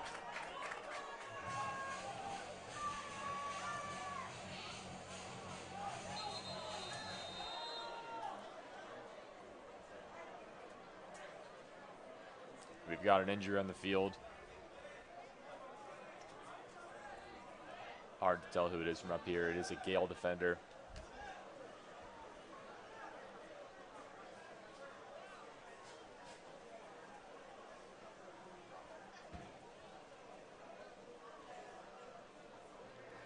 Maybe the rain, turf's a little more slippery. Not good for these players. Maybe their legs getting caught up on it or slipping on it or whatever. Again, you just hate to see it. Yeah, we've seen a few guys slip tonight. Never good for the lower leg, the ankle area. Cabral had a fantastic Friday today. I believe that's what it was coined. Spiritual dress down day. Had a lot of games going on in the Auks gym. Had a gaga ball pit, some pickup basketball, some cornhole. Cone Ice was here. So it was a fun day as a part of the magazine drive. Everyone buy some magazines. Buy some magazines. It's the magazine drive going on right now. If you know someone who goes to Calvert Hall, ask them for the link. Buy some magazines. Support Calvert Hall. Mr. Parisi would appreciate this message. Mr. Parisi would love the message. This is Christmas. That's what he said. That is what he said. This is his Christmas. It's not for 3 months, but this is it. It's right here. Magazine drive. There is a towel on the football right now to prevent it from getting any more wet than it already is. As soon as it comes off, it will not matter because it will get just as slick. But it is a funny image right now. Here comes Mr. Mulford running onto the field. Yeah, just some delay here. Not sure what's going on. It was Connor Hewitt for MSJ, one of the captains, who goes down, and he's getting treated on the table on the MSJ sideline. Never what you want to see. I mean, you assume this is some type of weather delay. Yeah, maybe some people are talking about lightning up here. We're going to play on, though. There's some siren that goes off, I think, when there's lightning. We haven't had it happen in a while. Yeah, I haven't heard there's it. Some lightning alarm. Asuquo with the handoff, nowhere to go. Nick Barnaby having some kind of game, at least on the defensive side of the ball. He's been all over the field. Sets them 4th and 2. We'll see if Calvert Hall will go for it. Yeah, he's been their defensive MVP of this game so far. I mean, it seems like almost every other tackle, he's there around the ball, tackling him, making something happen, deflecting the pass, doing whatever. Calvert Hall kind of now comes out in a big formation. Yeah, 4th and 1. They subbed on Emily Dorr and Max Garland. They'll go for the tush push, and they'll get it easily. Executed to perfection. Emily Dorr subbed in sometimes on the goal line when they just need 1 yard. This time a similar situation. And they move the chains. Noel surges ahead. He is pushed by his teammates. His tush was pushed successfully. And it gives the Cardinals a fresh set of downs. Yeah, that was a big QB sneak. And that's like what you see the Eagles do. So yeah, now they reset. See what they can do here. About 6.5 minutes to go in the third quarter. Gales bring some pressure. Noel flushed out to his left and couldn't find his receiver, Morozov. 2nd and 10. Once again, rolling out to his left. Tried to throw it back. Didn't really get much there with it. Just couldn't find his man. Couldn't get it to his man.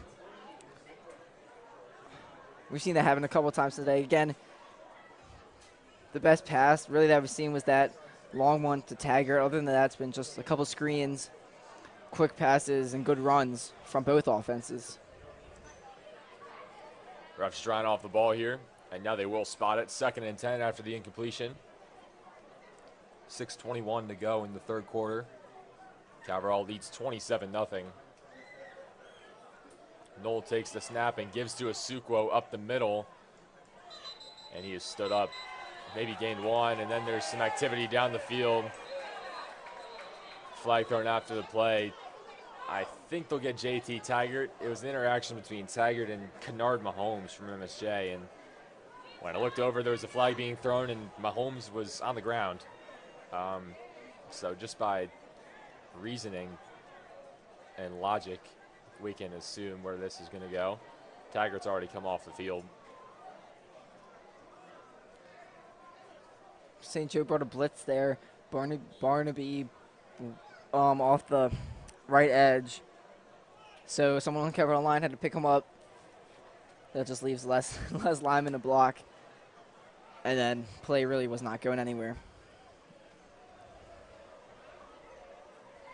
I mean, the Cabral offense is waiting for them to move this ball back. The referees haven't committed yet. And now they'll make the signal. It is on Taggart. They'll walk him back 15 yards, as is the custom. Rain still swirling around here at Russo Stadium.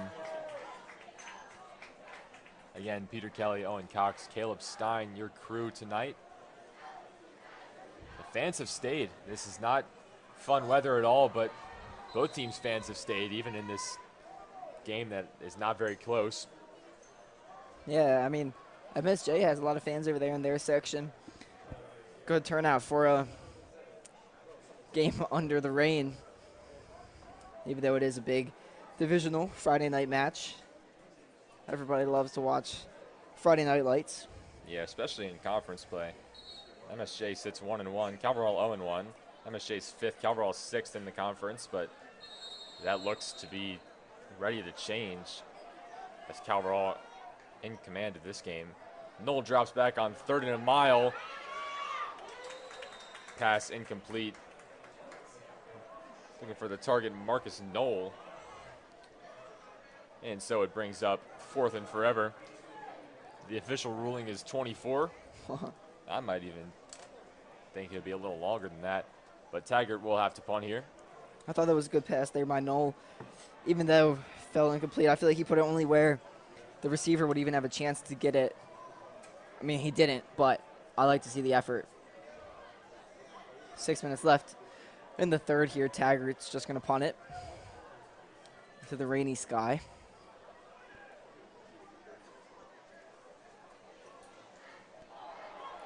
Low snap. Taggart does well just to get it away. Takes the MSJ bounce, though, and it's down at the 40. Yeah, not a good bounce there for Taggart. Not a horrible punt, though.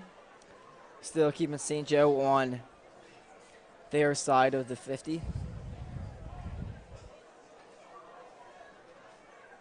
But still, this MSJ offense really hasn't gotten much cooking at all this whole game. Cardinal defense stood strong throughout.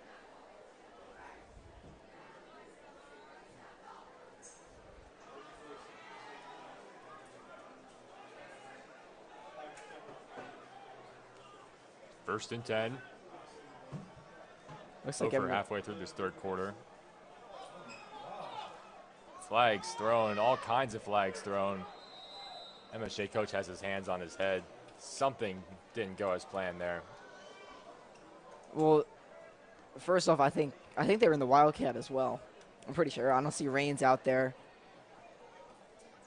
I don't know if that is not the quarterback or whatever. Yeah, you're right. I mean, I'm looking at him. He's right here. He's right on the sideline. So definitely not Rains out there.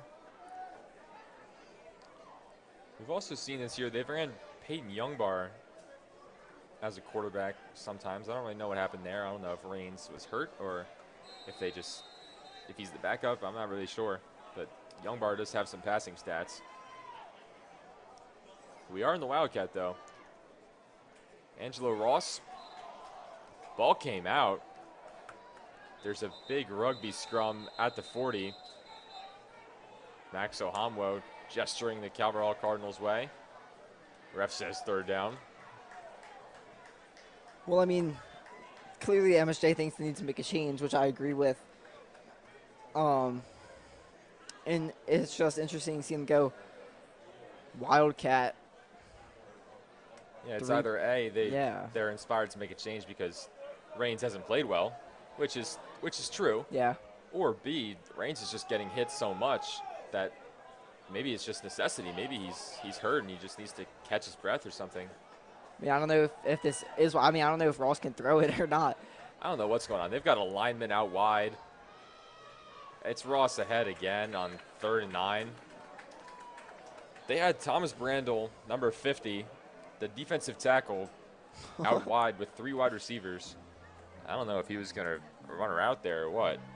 Looks like he just kind of ran forward and then stopped. Obviously, the play was not intended for him. Looked like they set up like a little fake screen on our far end of the field to let Ross try to run it up the middle, see if that distracted him. Be interesting to see if they go with this play or if with this formation rest of the game. I mean, you think if they do, it'll get predictable fast.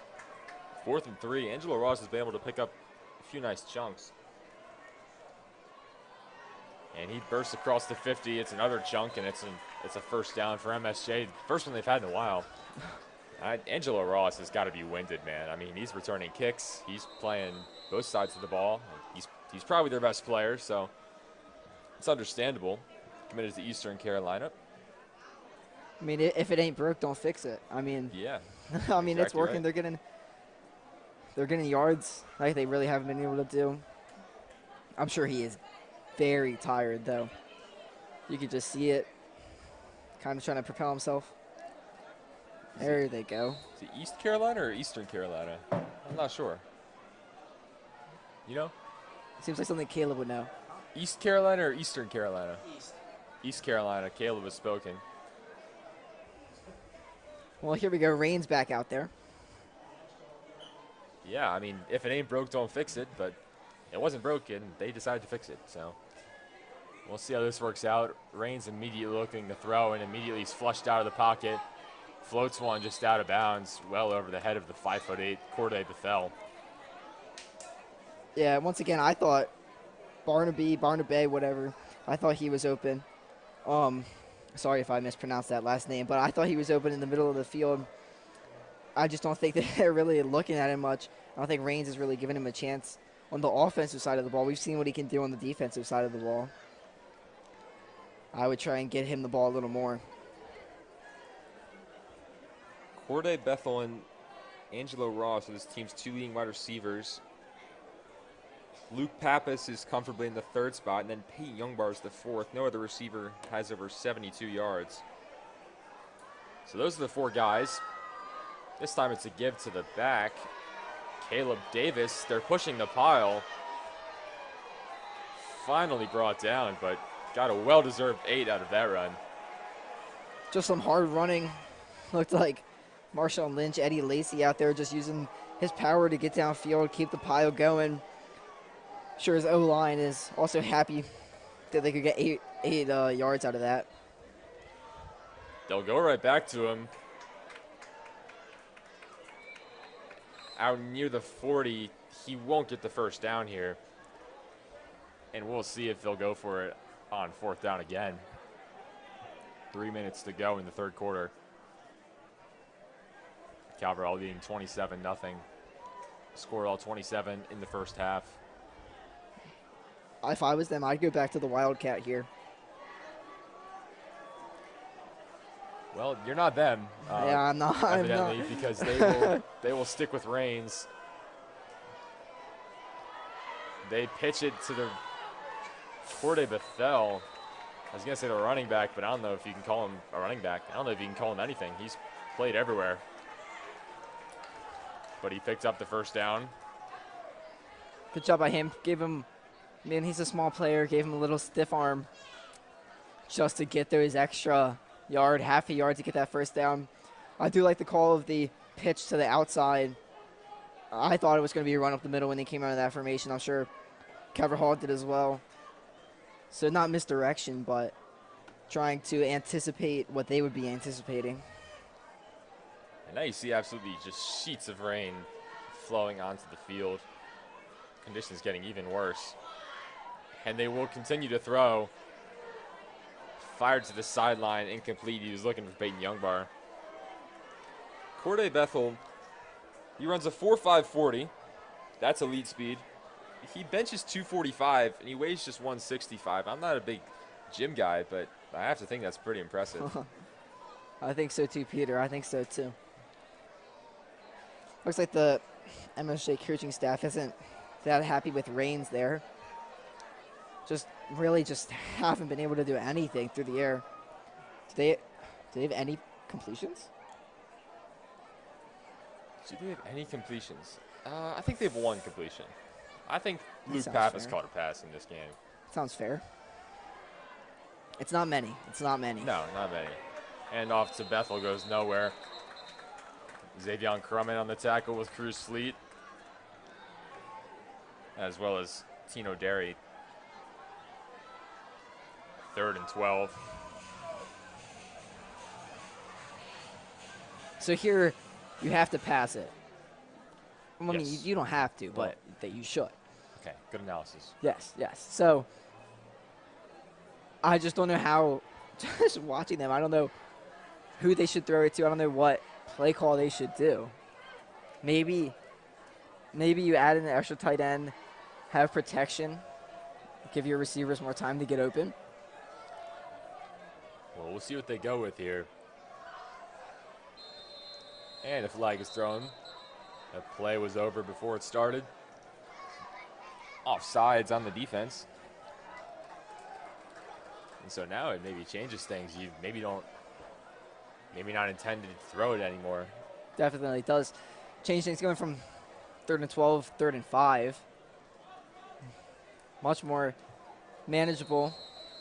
You don't have to take you don't have to really take a long shot here. You can do a drag route, you could do a hitch route. You could do a screen pass. Calvert Hall sideline getting hyped. Student section, not as much. It's hard for anyone in the stands to get hype in this weather, I think. Oh, I agree.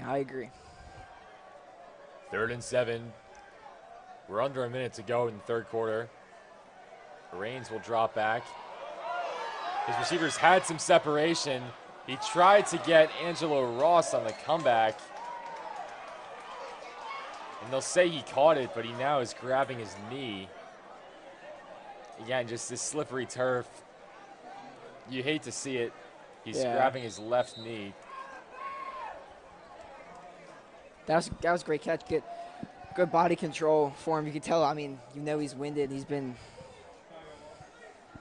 trying his hardest out there, doing his best. He's been doing great for this offense, this drive.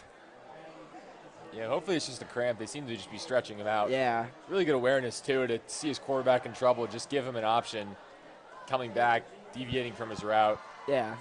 I mean, so I don't know the rules for MIA, but I'm pretty sure when he was coming back to catch that ball, he stepped out of bounds and then came back inbounds voluntarily. I know in the NFL you can't do that.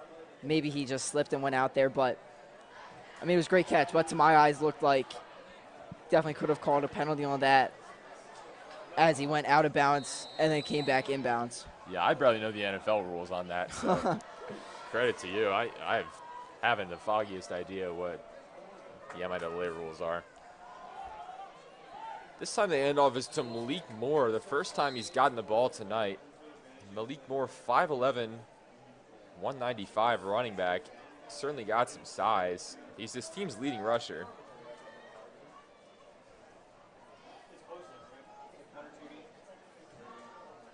Yeah. Moore, I believe, has like 23 yards a game. According to my... Well, I'm not going to do the math in my head. That's all right. That's I've all got right. him at That's all 30. right. I've got him at 34 carries for 112 yards in 5 games. So 23-ish. Yeah, that seems about right. Yeah. That's pretty impressive. Yeah, that's pretty sharp. What's that? End of 3rd quarter? Yeah, end of the 3rd quarter. Yep. Might as well not even inflate it because the score remains the same. MSJ's got some good field position. They're looking to get some points on the board, cut into this deficit, and end this shutout that Calvert Hall has going. Yeah, this has actually been a good drive. They've used up. I don't know how much, but a lot of time off the clock. That's what if they had been able to do this from the beginning, Calvert Hall would not have scored as many points as they had. It would be much closer now. Momentum could be differently. If they could have had drives like this from the beginning of the game instead of just starting it now. And I mean, maybe them going from the Wildcat, change things up a little bit there. I mean, let's make one thing clear. This is not a bad team, MSJ. I mean, they have good wins on their in their pedigree. They beat Concordia, a team that was the conference champions just a year ago. They beat a solid team from New Jersey, St. Thomas Aquinas. This is not a bad team by any stretch, and yet tonight, I don't know if it's the weather or just Cabral came out with more energy, but Cabral has thoroughly dominated this game, and this is a really impressive showing from Coach Ward's squad. Yeah, and Mr. Parisi, his Christmas was the magazine drive. Maybe this might be Coach Ward's Christmas Eve. You know, Coach Ward's Christmas obviously got it. It's got to be the Turkey Bowl. It's true. But, I mean, I'm sure the coaches on the Calvert Hall side are so happy with what they've seen so far, hoping they can continue this level of play throughout the end of the game. He'll loft it to the end zone, looking for Angelo Ross. Touchdown. Angelo Ross with a great catch, and they'll throw a flag for unsportsmanlike conduct after the fact. He was jawing at Cruz Fleet after a sensational catch. Angelo Ross, one-man wrecking crew tonight, but his emotion got the best of him a little bit there. And so they'll concede 15 yards. It'll be enforced in the kickoff, but just a fantastic catch there. Full extension, fingertip grab in the rain. That's not easy. I mean, yeah, that was phenomenal.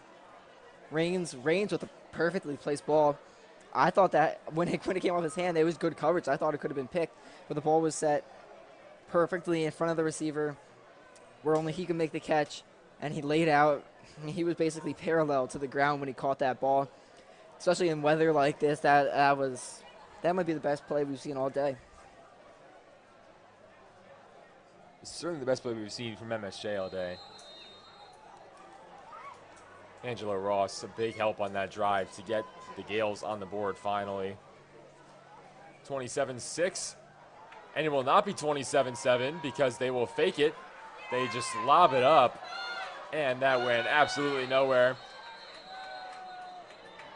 It's hard to tell from here. I thought it was blocked initially. Kyle Green got a really good jump off the outside. He would have blocked it. I couldn't tell if that was by design or if Lapis just took control and rolled out, trying to make something happen.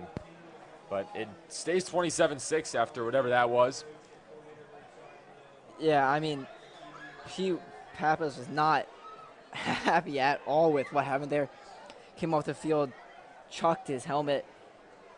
I mean, emotions high on the MSJ sideline as I mean, we thought, I'm sure the Cardinal offense thought this game would be closer than the score shows.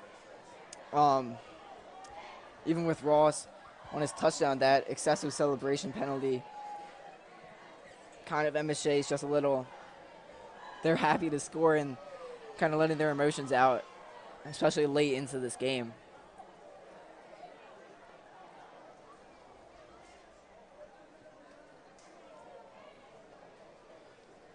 We've got 1 quarter left to play. The rain still coming down.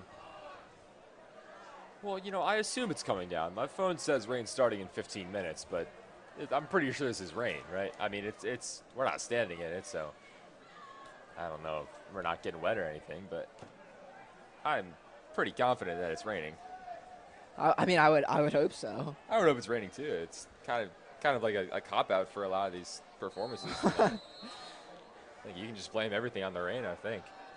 I think it's also probably relatively foggy down there in the field. I mean, I know when I was driving here, it was kind of hard to see on the road coming here. Adam King will kick off. 15 yards back further than he usually is.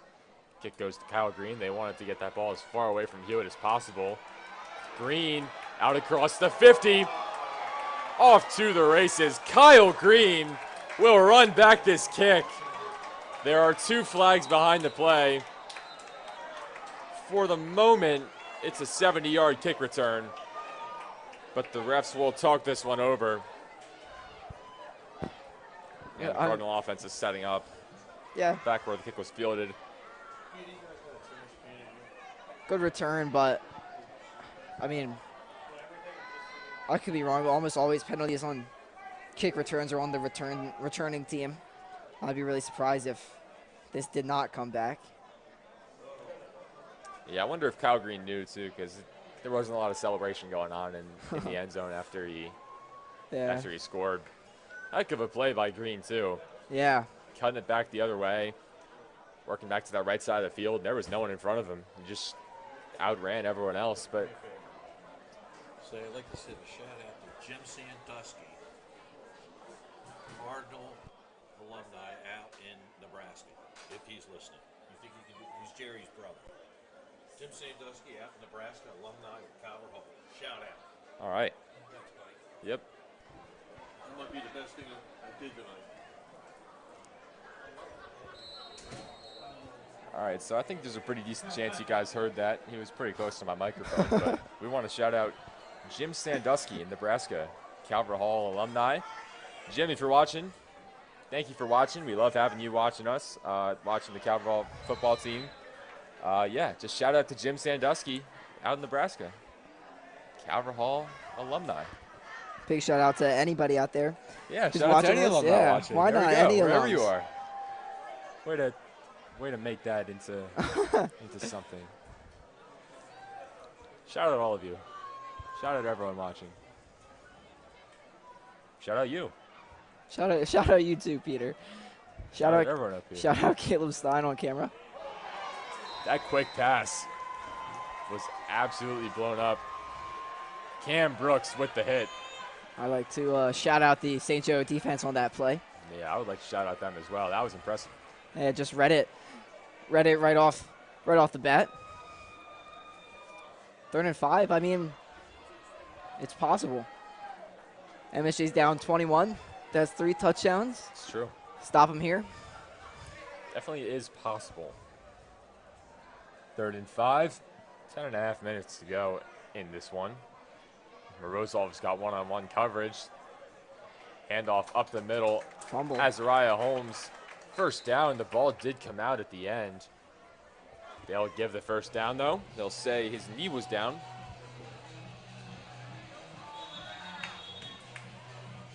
You've got, it appears like Gale in a little bit of pain. Or maybe he was just tying a shoe or something.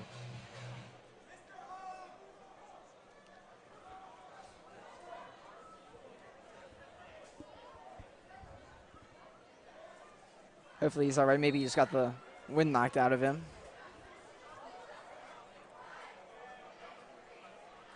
First down and 10. Calvert Hall has the ball on their own 42-yard line.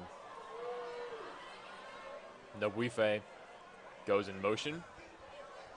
Knoll hands it off to Holmes. Moves out to his left. Brought down right around the line of gain. Probably picked up the first there, but a flag was thrown.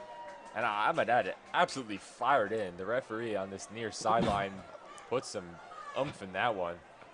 Got it out to about midfield. And it's holding on Calvert Hall. Yeah, the refs are locked in on this game. I feel like I appreciate that. I feel like there's been a lot of penalties. I could be wrong. It does tend to happen It's true. in games with weather like this. No, it That is true. tends to get a little sloppier, and especially games where, you know, we've seen frustrations come out in the MSJ sideline, so tempers maybe starting to flare a little bit. I don't know if you watched the Thursday night football game last night, but Al Michaels was getting very fed up with the referees of that game. Thought there was way too many penalties being called. Not saying that's what's happening with this game. Oh, that was a broken play. Nolan just kind of caught the snap, didn't expect it, and he was laid out. Sean Curtis in on the hit, as well as Ja'Kai Spano. Noel's going to be in some pain after that one. I don't think anyone expected that ball to be snapped. Noel just had to kind of work with it. It just looked odd. I don't know what happened there. maybe I have no idea. Yeah, I'm not going to try. It's just, I'm pretty tired. Got some sort of timeout here. Both teams checking in, getting their hydration in. Again, my name is Peter Kelly. I'm joined by Owen Cox, Caleb Stein, running the camera for us. 2nd and 20.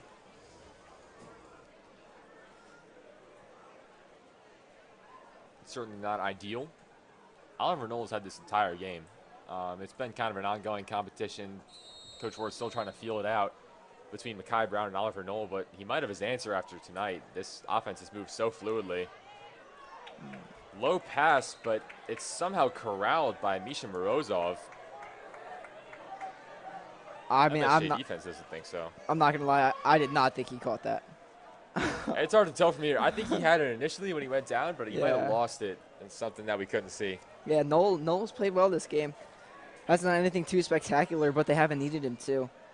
I mean, it kind of been a game manager role, which that's great. You love to see that out of a quarterback. Steelers are undefeated, doing that with Justin Fields. Someone who has the talent, has the skills, give them a role, kind of tell them what to do, make them make plays when plays need to be made. 3rd and 11. Knowles going to take a shot, looking for Morozov over the defender. I think he caught it. And he did catch it. Morozov on the back of his defender. Oh, my goodness. Misha Morozov on his head. A fantastic catch. I mean, that was great. Just Like, on great's his an head. understatement, I would say. Great is. I mean, I can't even think of the words to describe it. I mean, ball was a little underthrown, came back, get it, jumped up. Defender wasn't even really like. I mean, he was there, and he thought defender thought he might have had a pick, It was but good coverage. It was really good coverage. just got Nothing it. he could do. And then Morozov just caught it. Yeah. I mean, Kennard Mahomes unfortunately got lost. There's no other way around it. And now Azariah Holmes flashes outright, trying to get to the edge. Got about 3 before he was forced out. We'll see if we can submit that to ESPN, see if that can get on to You Got Mossed. You got mossed. Everyone's favorite segment.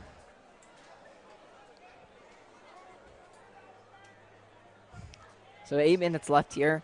I'm sure Cardinals just want to get out of the rain, just try to run this clock down.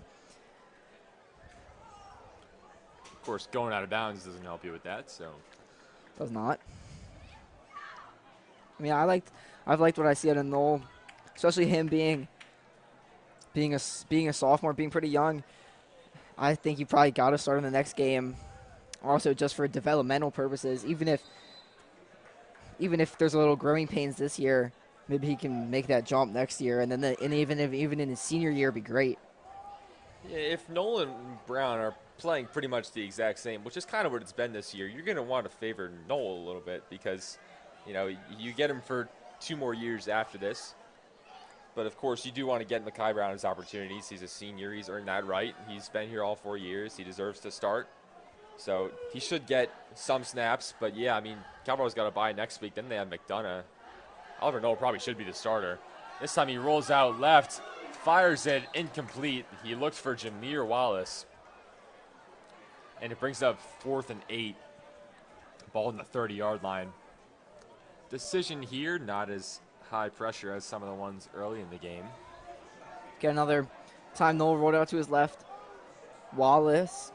I think if Wallace came back maybe 2 yards before Knoll threw that football, or as it was in the air, it definitely would have been completed. Again, it's kind of just it's hard in the moment to know that. Cardinals going to go for it, 4th and 8. Knoll drops back, and he is sacked. Sean Curtis, one of the leaders of this defense, one of the leaders of this team, showing you why. Yeah, good job there by Curtis to get some pressure. Kind of the coverage was there. Knoll didn't have anybody in. As soon as he looked to make something happen, he was right at his feet for the sack. So MSJ will get it back with like about 6 minutes, 50 seconds left. Still down by 21. Again, this MSJ team, I mentioned earlier, they're not a bad team. They did lose a lot from last year. They were a really good team last year, but they did lose a lot of talent. Most notably, probably Winston Watkins, their quarterback. He's now at Towson. They lost Dennis Morgan. He's at Merrimack now. Denver Fauntleroy also gone. And then they lost Greg Roman, 2-time all-conference safety, the son of Greg Roman, naturally, former Ravens offensive coordinator, current Chargers offensive coordinator. And then they also lost Sahir West, who's now gone on to play at James Madison. But Sean Curtis has really stepped into that Sahir West role on the D-line. That run went nowhere. Xavier Crum, Cole Ferreira. Cole Ferreira is having a heck of a game. I think he's got 1 sack all to himself. He's got at least 2 more half sacks. Yeah, I mean, this defense, they've been playing great all game. Especially now, I mean, they just ran it, but, I mean, these are passing downs. Well, this one evidently a passing down, and the ball is loose and intercepted. Big man pick. Coming the other way. Everything going the Cardinals' way. Yeah. And it's Caleb Davis with the interception off just a wild throw from Ben Raines. Yeah, like the pocket just collapsed right on him. He had nowhere to go. The ball, I don't know if he threw it and it hit off somebody's head and just popped up, or if it was a fumble that was caught. But he had no option to go there. Great job by the Cardinal defense, trying to force them, apply pressure on Raines, make him make a play. And then there, the Cardinal defense made the play, and who doesn't love to see a big man pick? Absolutely. Caleb Davis leapt up to catch that one, and then look at the return. Rumbled for about 10 yards, and of course the defense loves it. The sideline loves it. He'll get that Cardinal chain. So it sets up the offense again after they turn it over. Handoff this time. It's Omari Rowell, sophomore running back. 2nd down and 6. Cardinals looking to tack on a few more.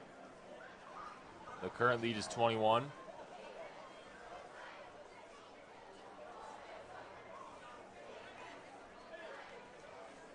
I don't even know if it's raining anymore. Is it? It might just be like fog.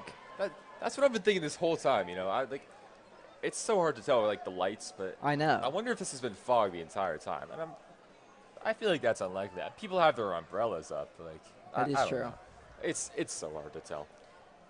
Ooh. Noel gives to Rowell again, and he is brought down. Again, Nick Barnaby there, as well as Tyler Holloman. Holloman's quietly having a really good game. Barnaby again. Him and Ross, I feel like, have kind of been the 2 MVPs of the game for MSJ. Barnaby on defense, even though he plays both, and then Ross on offense, even though I believe he also plays both. 3rd and 6, ball on the 16-yard line. Rowell, the running back. Noel in the shotgun. Hands it off to Rowell. Up the middle. It's going to be close. He's right around that 10-yard line.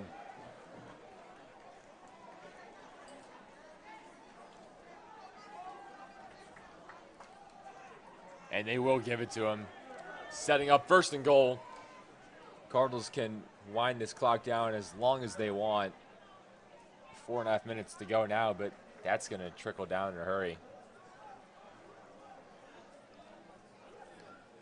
Yeah, I mean, at this point, if you're the Cardinals, you don't really even want to score a touchdown on this play. I mean, you can if it's given there, like, really easily, but... Low snap.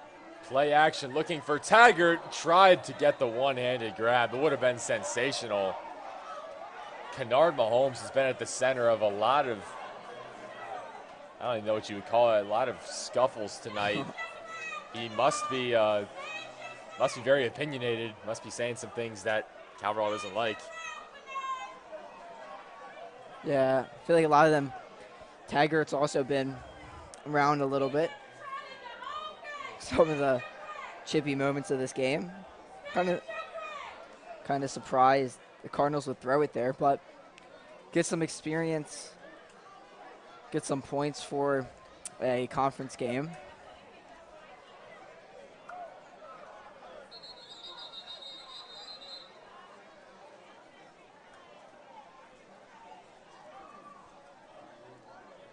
Coverall seemed just a little confused there, which is why I believe They use the timeout.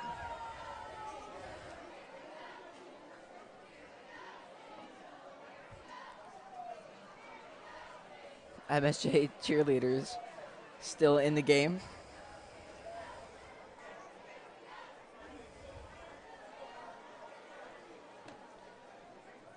Four minutes to go. Calvert Hall up 21.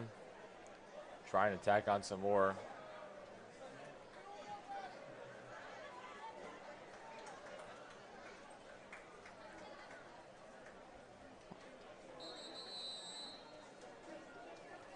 Both teams breaking the timeout now.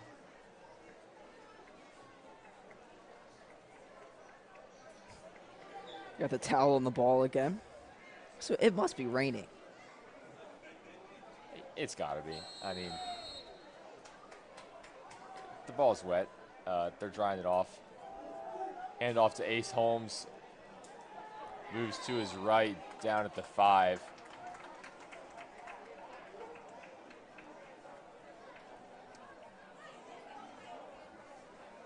The question of the game, is it raining or not? Yeah, that's. I didn't think we'd be having this debate as long as we've been having it. Yeah, Caleb Stein says it's definitely rain. I agree with him. Yeah, I don't know how it would be red.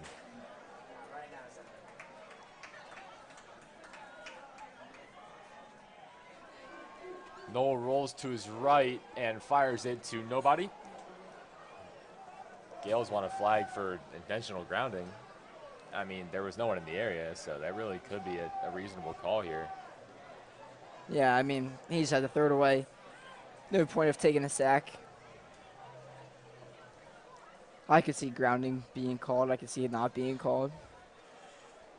I mean, at this point, it would be very impressive if MSJ could manage to get 21 points in 3 minutes and 20 seconds. Yeah, that seems unlikely. Field goal. Ryan Zakrowski trying to make it a 3-for-3 night. Nice chip shot. Up and good. 30-6. This is the score that MSJ lost to McDonough by in the semifinals last year.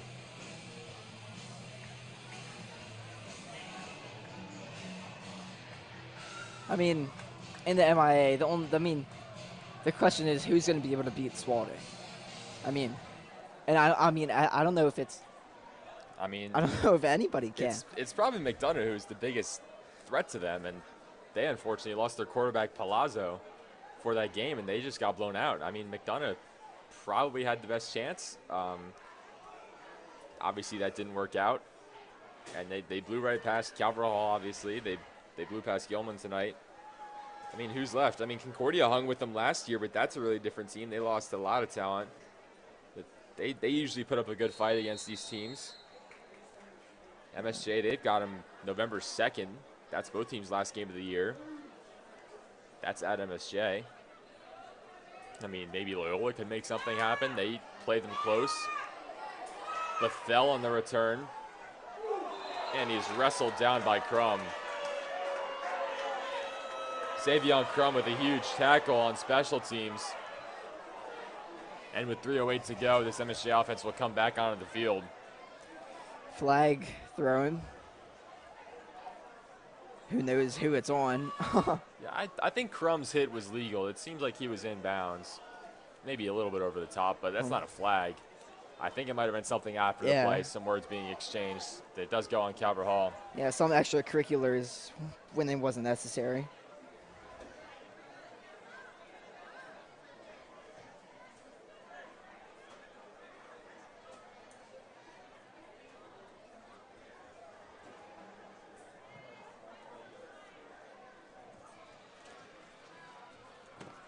.308 left.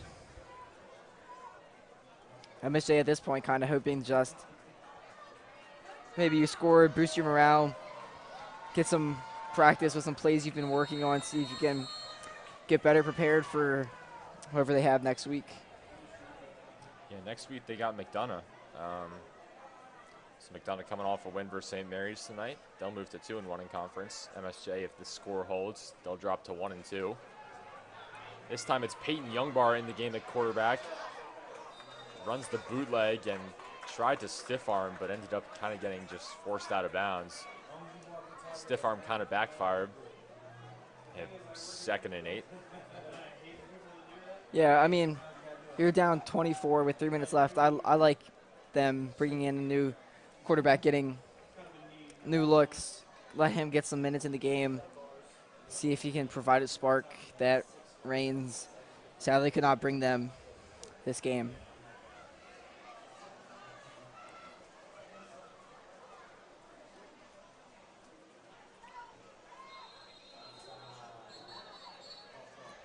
Pre-snap penalty. They've been common tonight. This one is on the Gales. Pushing back 5 yards. We'll do it again.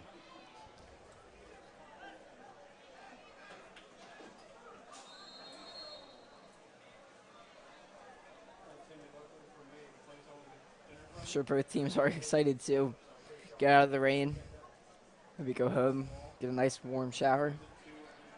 Yeah. This game's certainly not a fun one if you're a player.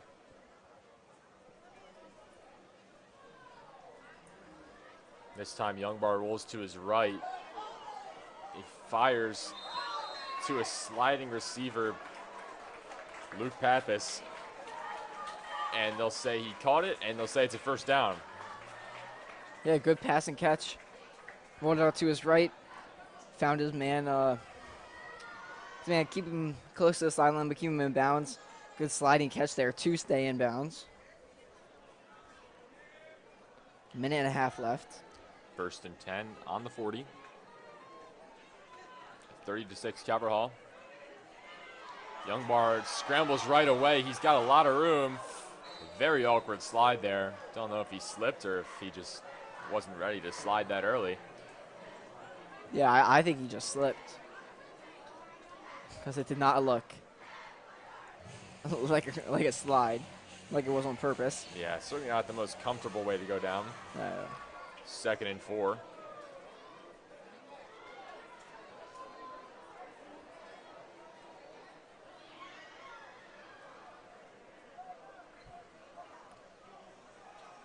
Handoff goes to Moore, or excuse me, Caleb Davis. So it's 3rd and 2. I mean, you hear the fans talking about it. I don't know why they're really running it. Heard one fan say throw the ball, one say just go for it. Yeah, I mean, we saw Peyton Youngbar just throw it sideline to Pappas. That was a bullet. I mean, Peyton Youngbar, also on the baseball team, a starting pitcher, so you know he's got a cannon. Maybe you just, I don't. Might as well, right? I mean, you're they're down 24. You're not coming back. And they will throw it here, or Youngbar will just crawl forward and go down. And the clock will run, and that will be the game. So the Gales do not throw the ball. And that's how this one ends. Calvert Hall takes care of business, 30-6. Went up early, and they did not look back. Really thorough game, start to finish for Calvert Hall. They did their job. That's all you can say. Yeah, I mean, their defense made great stops early. Their offense used those stumps to capitalize, get ahead early, and just no looking back. Cardinal defense played phenomenal. Cardinal offense just ran it and did some quick passes just to get down the field, and everything was clicking for them. MSJ, I'm sure, wasn't happy with their performance. Offense really couldn't get anything done. Defense didn't make that good of stops. But great game overall for the Cardinals. Yeah, Calvert Hall moves to 4-2 in the year. They go to 1-1 in conference. MSJ drops to 2-4. They go to 1-2 in conference. Calvert Hall doesn't play at home for a while. They got a bye next week. Then they travel to McDonough. Then they're in Annapolis to play St. Mary's. Then they're at Gilman. It's not until November 1st versus Concordia that they return to Russo Stadium. But in any case, we thank you for tuning in tonight. We got varsity water polo. They are on fire. They play Monday versus Spalding. Everyone go tune into that. Show them some love. Volleyball as well. Hunting for a playoff spot. Soccer coming back to Calvert Hall. It's October 2nd. They play Spalding. Yeah, really great scene around the hall. Volleyball and football got a win today on this Friday night. Owen, you got any final words? Come out and support the Cardinals. Yeah, support the Cardinals. Water polo the next time you can do so. For Owen Cox and Caleb Stein, I am Peter Kelly signing off.